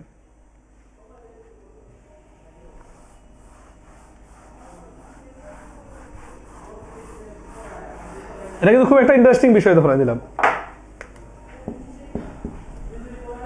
36 নম্বর বলছে যে কোনো বৃত্তের ব্যাসার্ধ 10% বাড়লে এর ক্ষেত্রফল শতকরা কত বাড়বে। ঠিক আছে, এখানে একটা জাস্ট বেসিকটা ধরাই দেই, সেটা হচ্ছে বৃত্ত ব্যাসার্ধ হচ্ছে 100, তাহলে ক্ষেত্রফল হচ্ছে কত, পাই 100 স্কোয়ার, তার মানে হচ্ছে 10,000 পাই। আর ব্যাসার্ধ যদি বাড়ানো হয় তখন হবে 110 নতুন ব্যাসার্ধ, তাহলে নতুন ক্ষেত্রফল হবে কত, 110-এর উপর স্কোয়ার মানে 1,21,000 12,100 পাই। তাহলে বাড়বে কত, 2,100 পাই। কততে বাড়বে, 10,000-এ। তাহলে 100-তে কত হবে, ঠিক আছে? তাহলে 100 পাইয়ে বাড়লো 2,100, তাহলে এই 2 শূন্য 2 শূন্য কাটা, এই 2 শূন্য এই 2 শূন্য কাটা, পাই পাই কাটা, তাহলে থাকলে কত, 21%। তাহলে এই জিনিসটা কেন এরকম হলো, কারণ দেখেন এখানে স্কোয়ারের রিলেশন মানে হচ্ছে 100 গুণন 100, মানে দুইটা 100, আর এখানে 110-এর উপর স্কোয়ার মানে 110 গুণন 110। এই জিনিসটা মানে হচ্ছে যে 2 বার 10% বাড়া। এই জিনিসটা মানে হচ্ছে বর্গের ক্ষেত্রে প্রস্থ 10% বাড়লো, দৈর্ঘ্য 10% বাড়লো। আয়তক্ষেত্রের ক্ষেত্রে, বর্গের ক্ষেত্রে প্রত্যেক বাহু 10%, মানে জিনিসটা লাভ ক্ষতির অঙ্কে আমরা শিখছিলাম না যে একবার 10% লাভ করা হলো, পরের বার আবার 10% লাভ করা হলো। তার মানে কি, তার মানে হচ্ছে শুরুতে ছিল 100, তারপরে 10% লাভ করলে হলো 110, তারপরে এই 10% হচ্ছে 110-এর 10% মানে হচ্ছে 11, তাহলে 11 লাভ করলে হবে 121, তাহলে মোটের উপর বাড়তেছে 21%। তাহলে এইভাবে ভাবনাটাকে আমরা কাজে লাগাইতে পারি। কিন্তু এখন আপনারা যদি এইভাবে ডাইরেক্ট বলি তখন বলেন দেখাই দেন, এই যে দেখাই দিলাম, কিন্তু ওইভাবে ক্যালকুলেশন করতে গেলে তো সংখ্যার বেশি সময় নষ্ট হচ্ছে, তাই না? সংখ্যা দিয়ে হিসাব করতে গেলে, তাহলে মুখে মুখে করার জন্য আমরা এইভাবে করব, অথবা সূত্র দিয়ে। সূত্রটা কি, ওই যে X plus Y plus minus X Y divided 100, এটা তো সবাই জানেন, তাই না? তাহলে 10 প্লাস 10 প্লাস 10 গুণন 10 ডিভাইডেড 100, তাহলে এটা কাটা থাকতেছে 1, 10 10 20 আর 1 21%। এই সূত্র দিয়ে করতে পারেন, আবার যেভাবে বললাম এইভাবে মুখে মুখে করতে পারেন। কখন, যখন বৃত্তের সাথে পার্সেন্টেজের সম্পর্কগুলো আসবে এবং ক্ষেত্রফলের কথা বলবে। সবসময় কি প্লাস হয় না, মাইনাসও হতে পারে। যেমন ধরেন দেখেন 38 নম্বর প্রশ্নটা দেখেন, হ্যাঁ লাভ ক্ষতি ম্যাথে করছি, এই তো বললাম, এরকম আমি মিলাই দিতেছি। তাহলে 38 নম্বর প্রশ্ন বলছে যে কোনো বৃত্তের ব্যাসার্ধ 10% কমলে এর ক্ষেত্রফল শতকরা কত কমবে। তাহলে 10% করে কমলে 19% কমে, এটা তো মুখস্থ হয়ে যাওয়ার কথা শতকরা লাভ ক্ষতির অঙ্ক করতে করতে। কারণ প্রথমবারে 10% কমলে হয় 90, পরের বার 90-এর 10% মানে 9। এখন আপনারা যখন এইভাবে বলতেছি তখন আপনি এই সূত্রের কথা চিন্তা করতেছেন, ভাই সূত্র দিয়ে করলেও কাহিনী সেমই হবে, ঠিক আছে? যেহেতু এগুলো এমসিকিউর প্রশ্ন, এমসিকিউ আকারে চিন্তা করাই বেটার। ওকে, তাহলে বাকিগুলো আপনারা নিজে থেকে করে নিতে পারবেন। আসি আমরা সিম্পল প্রশ্ন, আরও কিছু আছে এগুলো দেখি। এখানে 40, 41, 42, 43 বলছে বৃত্তের পরিধি ও ব্যাসের অনুপাত কত, এগুলা সিম্পল। আচ্ছা পারা যাবে এগুলা। 44 নম্বর প্রশ্ন দেখেন, বলছে একটি বৃত্তের ব্যাস 26 সেন্টিমিটার হলে এর পরিধি কত। তাহলে ব্যাস যদি 26 হয়, ব্যাসার্ধ হবে 13, তারপর বাকিটা করে নেবেন। হ্যাঁ 12 কমা হলে বিয়োগ হয়, কিন্তু বৃত্তের ক্ষেত্রে 12 কমা একসাথে হয় না। কারণ কি? কারণ এটা তো একটা ক্লু, তাই না, শুধু ব্যাসার্ধই। তাহলে ব্যাসার্ধ একবার বাড়বে একবার কমবে এরকম হয় না, হয় দুইবার, একবারে বাড়ে অথবা একবার কমে। তার মানে এইখানে দুইবারে বাড়া অথবা দুইবারে কমার কথা বলবে, একবার বাড়বে একবার কমবে এইরকম হওয়ার সুযোগ নাই। কারণ এটা তো দুটা জিনিস না, এটা তো জিনিস তো একটা। জাস্ট স্কোয়ারের কারণে আমরা আমাদের হিসাবের সুবিধাতে দুইবার হিসাব করতেছি, পুরো তো লাফপতির সাথে ঢুকাই দিলে হবে না। আচ্ছা তাহলে আসি যে 88 নম্বরে। 88 নম্বরে কি বলতেছে, তাহলে বৃত্তের ব্যাস হচ্ছে 26, যখন ব্যাস দেওয়া থাকবে তখন খেয়াল করেন পরিধি মানে হচ্ছে 2πr না। এই বিষয়টা মানে কি? এই বিষয়টা হচ্ছে মানে I × 2r, sorry pi × 2r। তাহলে এই 2r মানে তো ব্যাস, তাহলে পাই মানে হচ্ছে 22/7, আর এই 2r মানে ব্যাস সরাসরি 26। অথবা আমরা আর এর মান যদি 13 বানাই, 26-এর অর্ধেক 13, তাহলে এই 2টা রেখে দিব, পাই থেকে গেল আবার 13 হয়ে গেল এখানে। ঠিক আছে, কাহিনী সেম। তারপরে বাকিটা ক্যালকুলেশন করে দশমিক মান আসছে, দশমিক মান বসাই দিতে হবে 81.68। তো যাই হোক, এরপরে আরও প্রশ্ন আছে অনেক। এখন এরকম ছোট ছোট প্রশ্নগুলো কি করবো না স্কিপ করা যাবে? 45 নম্বর প্রশ্ন দেখেন, আপনারা মতামত দিবেন। 45 নম্বর বলছে কি যে একটা বৃত্তাকার শীটের পরিধি 154 সেন্টিমিটার হলে এর ব্যাসার্ধ কত সেন্টিমিটার। তাহলে শীটের পরিধি হচ্ছে 154 হলে ব্যাসার্ধ কত, তাই না? তার মানে 2πr এর মান 154। এখন আমাদের মান করতে হবে আর এর মান। তাহলে আর এর মান মানে হচ্ছে 154 ডিভাইডেড 2 ইন্টু এই আর এর মান, পাই এর মান কত, 22/7। তাহলে আসি 154, আচ্ছা সরাসরি কাটবো, 22 × 44, 7/44। ঠিক আছে, তাহলে আমরা যদি কাটাকাটি করি এখানে 22, 7, 7, 11 দেখালে 11 × 2 = 22, 7 × 11 = 49 ডিভাইডেড 2 = 24.5। ঠিক আছে, আচ্ছা স্কিপ বলছেন, টাচ দেন। আচ্ছা একটু যেগুলো একটু জটিল আছে এগুলোতে করে দিই, বাকিগুলো স্কিপ করতেছি। ঠিক আছে, 52 নম্বরটা দেখেন। আপনার নাম্বারও বলতে পারেন, নাম্বার বললে সুবিধা হয়। 52 নম্বর কি বলতেছে যে যদি কোনো বৃত্তের ক্ষেত্রফল 100 পাই হয় তাহলে তার পরিধি কত। তাহলে 100 পাই হচ্ছে ক্ষেত্রফল। ক্ষেত্রফল বলার কারণে আমরা নিব পাই আর স্কোয়ার = 100 পাই। পাই পাই বাদ আর স্কোয়ারের মান হচ্ছে 10, তাহলে আর এর মান কত হবে? আর এর মান হবে √10। উত্তর কি চাইছে? পরিধি চাইছে, তাই না? তাহলে পরিধি হচ্ছে 2πr। তাহলে 2 × পাই × আর এর মান হচ্ছে √10। তার মানে 2 দিয়ে গুণ করলে এই 2π √10 হচ্ছে এই প্রশ্নের অ্যান্সার। ঠিক আছে, 52 নম্বর প্রশ্ন। 53 নম্বর একজন করতে বলছেন, রিফাত মাহমুদ। 53 নম্বরটা দেখেন, বলতেছে যে 4 একক ব্যাস বিশিষ্ট, দ্রুত হয়ে গেলেও বলিয়েন আবার স্লো হয়ে গেলেও বলিয়েন, কারণ হচ্ছে কি এগুলা সহজ প্রশ্ন, তো আমি জাস্ট একটু করে টাচ দেওয়ার চেষ্টা করতেছি।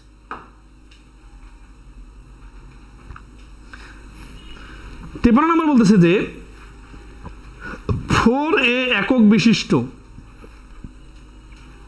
একক ব্যাস বিশিষ্ট বৃত্তের ক্ষেত্রফল 4a একক প্রস্থ বিশিষ্ট আয়তক্ষেত্রের ক্ষেত্রফলের সমান হলে আয়তক্ষেত্রের দৈর্ঘ্য কত। নাইস একটা প্রশ্ন। তাহলে বলছে যে 4a একক ব্যাস বিশিষ্ট বৃত্তের ক্ষেত্রফল। এই ধরনের প্রশ্ন চিত্র আট করলে খুব সহজে করা যাবে। এটা একটা ব্যাস, এটা বৃত্ত, এটার ব্যাস হচ্ছে 4a, তাহলে ব্যাসার্ধ হবে 2a। আচ্ছা তারপরে কি বলতেছে যে 4a একক প্রস্থ বিশিষ্ট আয়তক্ষেত্রের ক্ষেত্রফলের সমান। তো এটা যা ক্ষেত্রফল, তাহলে একটা আয়তক্ষেত্র আছে, এই আয়তক্ষেত্রটার প্রস্থ 4a, এইটার ক্ষেত্রফল আর এটার ক্ষেত্রফল সমান। হ্যাঁ উত্তর কি চাইছে? উত্তর চাইছে যে আয়তক্ষেত্রের দৈর্ঘ্য কত। তাহলে এটার ক্ষেত্রফল তো এই ব্যাসার্ধ দিয়ে বাইর করা সম্ভব, কিন্তু এটার ক্ষেত্রফল বাইর করতে গেলে তো প্রস্থের সাথে দৈর্ঘ্য লাগবে। তাহলে দৈর্ঘ্য, প্রস্থ আর ক্ষেত্রফল, তাহলে কি হচ্ছে যে ধরি এখানকার দৈর্ঘ্য x, তাহলে প্রশ্ন মতে কি হচ্ছে, প্রশ্ন মতে এটার ক্ষেত্রফল কত, pi into 2a square equal to 4a into x. কারণ কি দেখেন, এটার ক্ষেত্রফল বৃত্তের ক্ষেত্রফলের ব্যাসার্ধ আয়তক্ষেত্রের ক্ষেত্রফল সমান, তাহলে এক্স এর যে মানটা বেরোবে সেটা আমাদের অ্যান্সার। আচ্ছা, তাহলে আসি এখানে পাই 4a square equal to 4a into x. তাহলে এক্স সমান সমান এখানে 4a স্কোয়ার কীভাবে হলো গুণ করে, তাহলে পাই 4a স্কোয়ার, এই 4 এটা এই পাশে আসলে নিচে চলে যাবে, তাহলে 4 কাটা এ স্কোয়ার কাটা, তাহলে হচ্ছে পাই এ। তাহলে এই যে এক্স এর নামই তো ধরছিলাম আমরা, ধরি দৈর্ঘ্য সমান সমান এক্স, এক্স ধরলাম, সেখান থেকে এক্স এর মান আসলো পাই এ হচ্ছে অ্যান্সার। আচ্ছা, তাহলে এখানে মূল থিমটা হচ্ছে এই সমীকরণটা সাজানো। সমীকরণটা কিসের ভিত্তিতে সাজালাম? ক্ষেত্রফল সমান বলছে। কার কার ক্ষেত্রফল সমান? বৃত্তের আর আয়তক্ষেত্রে। বৃত্তের ক্লু কি দেওয়া আছে? ব্যাস দেওয়া আছে। ব্যাস থেকে কি ক্ষেত্রফল বের করা সম্ভব? সম্ভব, ব্যাসার্ধ বানিয়ে তারপরে। আর আয়তক্ষেত্রে কি দেওয়া আছে? প্রস্থ দেওয়া আছে, দৈর্ঘ্য দেওয়া নাই। দৈর্ঘ্য পাইলে কি হবে? দৈর্ঘ্য পাইলে ক্ষেত্রফলও পাওয়া যাবে। ক্ষেত্রফল পেলে কি হবে? দুই ক্ষেত্রফলকে ব্যালেন্স করা যাবে। এই যে প্রশ্নগুলো আমি বারবার বলে বলে যে নিজেকে বানায় নিতেছি না, এগুলো যখন আপনি নিজে খেলতে পারবেন, তখন আপনার প্রশ্ন মতো লাইনটা আপনি খুব স্মার্টলি হ্যান্ডেল করতে পারবেন। তারপরে কাজ কিন্তু এমনি এমনি হয়ে যাবে। ঠিক আছে? আচ্ছা, ওকে, তাহলে 53 ক্লিয়ার। 54 নম্বরটাও কাছাকাছি। একটা বৃত্তের ব্যাস 14, একটি বর্গক্ষেত্রের ক্ষেত্রফল বৃত্তের ক্ষেত্রফল সমান হলে বর্গক্ষেত্রের এক বাহুর দৈর্ঘ্য কত? এটা 54 নম্বরটা একই রকম, পারবেন।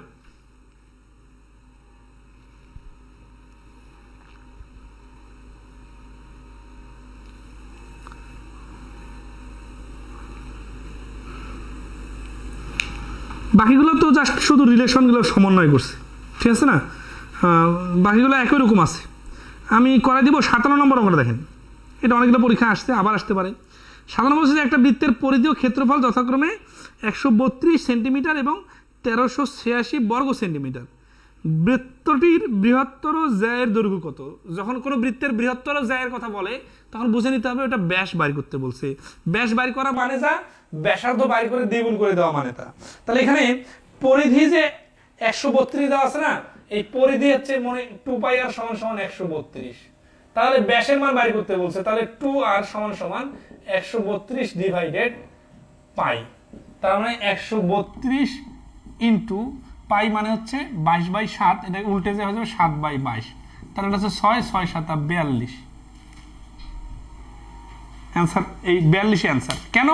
কারণ 2r এর মান বার করছি। কেন 2r এর মান বার করলাম? কারণ আমাদের ব্যাসের মান বার করতে বলছে। ব্যাসের মান 2r বার করলে কেন হবে? কারণ ব্যাসার্ধ যদি r হয়, ব্যাস তো 2r হয়। তাহলে এখানে অন্য কুলুটাকে কাজে লাগতেছে না। আচ্ছা, একটা নিয়ম করা দেই নাকি? সবার কি এনার্জি আছে না ক্লান্ত হয়ে গেছেন?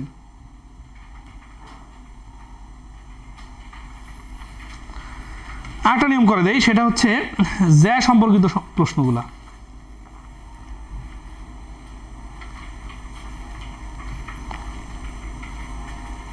আঠারো নম্বর প্রশ্ন দেখেন।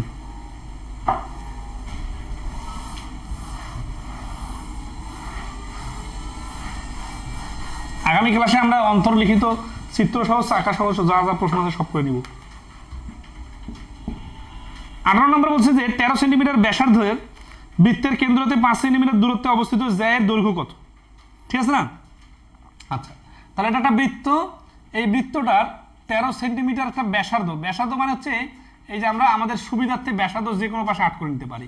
আর 5 সেন্টিমিটার দূরে অবস্থিত জ্যা, তার মানে এই কেন্দ্র থেকে 5 সেন্টিমিটার দূরে, এটা হচ্ছে জ্যা। তাহলে এই জ্যায়ের দৈর্ঘ্য কত? তাহলে নাম দেই ও কেন্দ্র বিশিষ্ট ABC বৃত্তে OD হচ্ছে কেন্দ্র থেকে জ্যা পর্যন্ত লম্ব। তাহলে এখন আসি, এবার কি চাইছে যে জ্যায়ের দৈর্ঘ্য কত, তাই না? তাহলে আমরা এইভাবে চিত্রটা এমনভাবে অঙ্কন করবো যাতে এটা একটা সমকোণী ত্রিভুজ তৈরি হয়। এই সমকোণী ত্রিভুজের 13 আর 5 এই দুইটা কোনো প্রশ্নের মধ্যে দেওয়া আছে। তাহলে 13 আর 5 থাকলে আমরা জানি 12, 5, 13 এরকম সমকোণী ত্রিভুজের 3টা বাহুর দৈর্ঘ্যের একটা রেশিও আছে। তাহলে এখানে 13 আর 5 যেহেতু দেখতেছি, তাহলে এডির মান 12 হবে। অথবা আমরা ক্যালকুলেশন করে নিয়ে আসতে পারবো 13 স্কোয়ার মাইনাস 5 স্কোয়ার এর উপর রুট ওভার। তাহলে 169 থেকে 25 চলে গেলে থাকে 144, 144 এর উপর রুট ওভার মানে 12। তার মানে এডি এর মান হচ্ছে 12। এডি যদি 12 হয় তাহলে ডিবিও হচ্ছে 12। কেন 12?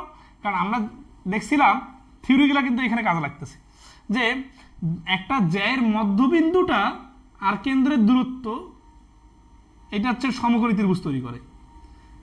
লম্ব তৈরি হয়। তাহলে মধ্যবিন্দু এটা যেহেতু, তাহলে এই পাশে যদি 12 হয় ওই পাশেও 12 হবে। তাহলে AB সমান সমান AD প্লাস BD সমান সমান 12 প্লাস 12 সমান সমান 24। তাহলে এই প্রশ্নটার অ্যান্সার হচ্ছে 24। খুব কি কঠিন? কোনো সমস্যা নেই।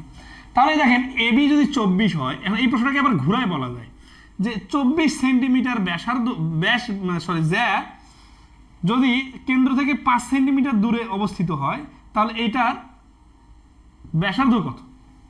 তখন এই পুরাটা যেহেতু 24, তাহলে এর অর্ধেক হবে 12। তাহলে 12 আর 5 দেওয়া থাকলে অতিভুজটা 13, আর যেটা এই ত্রিভুজের অতিভুজ ওইটা হচ্ছে কেন্দ্র থেকে পরিধি পর্যন্ত দূরত্ব মানে ব্যাসার্ধ। আবার সেখানে 24 দেওয়া আছে, এখানে 13 দেওয়া আছে, এই 5 দেওয়া নাই। কি তাহলে প্রশ্নটা কি হবে? প্রশ্নটা হবে যে 24 সেন্টিমিটার একটি জ্যা এর যে বৃত্ত 13 সেন্টিমিটার ব্যাসার্ধ বিশিষ্ট একটি বৃত্তে 24 সেন্টিমিটার একটি জ্যা আছে, জ্যাটি কেন্দ্র থেকে কত দূরে অবস্থিত? তাহলে যেহেতু এখানে 24, তাহলে অর্ধেক করে নিলাম 12। তাহলে এখানে সমকোণী ত্রিভুজ তৈরি করলাম, তার অতিভুজ 13, ভূমি 12, তাহলে লম্ব কত? লম্ব 5। তাহলে দেখেন অনেকগুলো প্রশ্ন কিন্তু হয়ে গেল। এখন অনেকগুলো প্রশ্ন হয়ে গেল মানে এই নিয়মটাই হয়ে গেল, কারণ কি এর পরের যে প্রশ্নগুলো দেওয়া আছে এগুলাই দেওয়া আছে, আপনারা দেখে নিতে পারেন।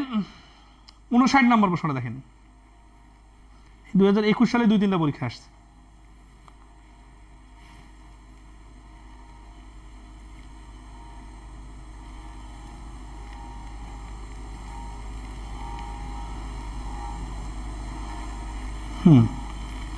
ক্লিয়ারলি ধরতে পারতেন কিনা বলেন? 59 নম্বর প্রশ্নটা আপনারা করে নেবেন। 5 সেন্টিমিটার ব্যাসার্ধের বৃত্তের কেন্দ্র হতে 3 সেন্টিমিটার দূরত্বে অবস্থিত জ্যায়ের দৈর্ঘ্য কত? ত্রিভুজের তাহলে 5 সেন্টিমিটার কি বৃত্তের ব্যাসার্ধ, তাহলে অতিভুজটা 5, কেন্দ্র থেকে দূরত্ব হচ্ছে 3 সেন্টিমিটার, তাহলে 3টা হচ্ছে লম্ব, তাহলে ভূমিটা হবে 4, 3, 4, 5 হিসাবে। তাহলে ভূমি যদি 4 হয় তাহলে জ্যাটা হবে 4, 4, 8, মুখোমুখি হবে কয়েক সেকেন্ডে। ওকে, তাহলে এখানে 60, 61, 62 একই রকম দেওয়া আছে। আমরা 63 নম্বরটা একটু দেখি। 63 নম্বর প্রশ্নটা একটু দেখেন কি বলতেছে। বলতেছে যে এটা করলে শেষ করে দেবো, এটা করে ক্লাস আছে, ক্লাস 1.5 ঘন্টা হয় না, ক্লাস এনার্জি অনেকের কমে গেছে। বলতেছে যে বৃত্তের ব্যাস ভিন্ন জ্যায়ের দৈর্ঘ্য এই √2, ব্যাস ভিন্ন জ্যায়ের দৈর্ঘ্য, এই কথাটা মানে কি? এই কথাটা মানে হচ্ছে যে কোনো একটা জ্যা নিলাম, এইটার দৈর্ঘ্য হচ্ছে 8√2, তাহলে এটার অর্ধেক যদি আমি নেই তাহলে 8√2 এর অর্ধেক হচ্ছে 4√2, এই পাশেও 4√2। এরপর কি বলতেছে দেখি, এবং কেন্দ্র হতে ওই জ্যায়ের লম্বের দৈর্ঘ্য হচ্ছে 2 সেন্টিমিটার, তার মানে এইটা 2। উত্তর কি চাইছে? যে বৃত্তের বৃহত্তম জ্যায়ের দৈর্ঘ্য কত?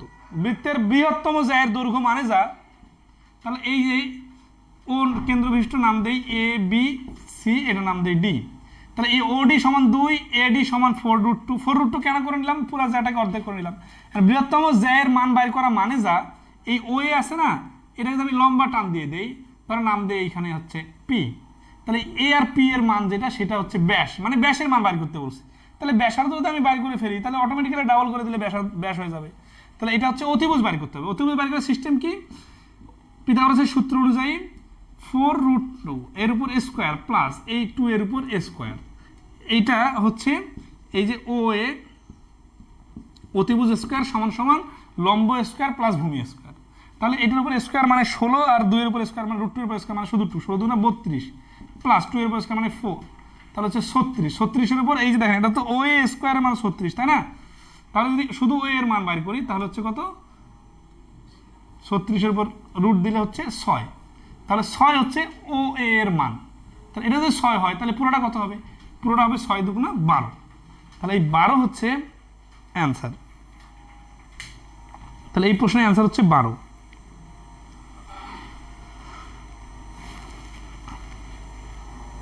ক্লিয়ার সবাই? এই তো মোটামুটি সবাই পারতেছেন।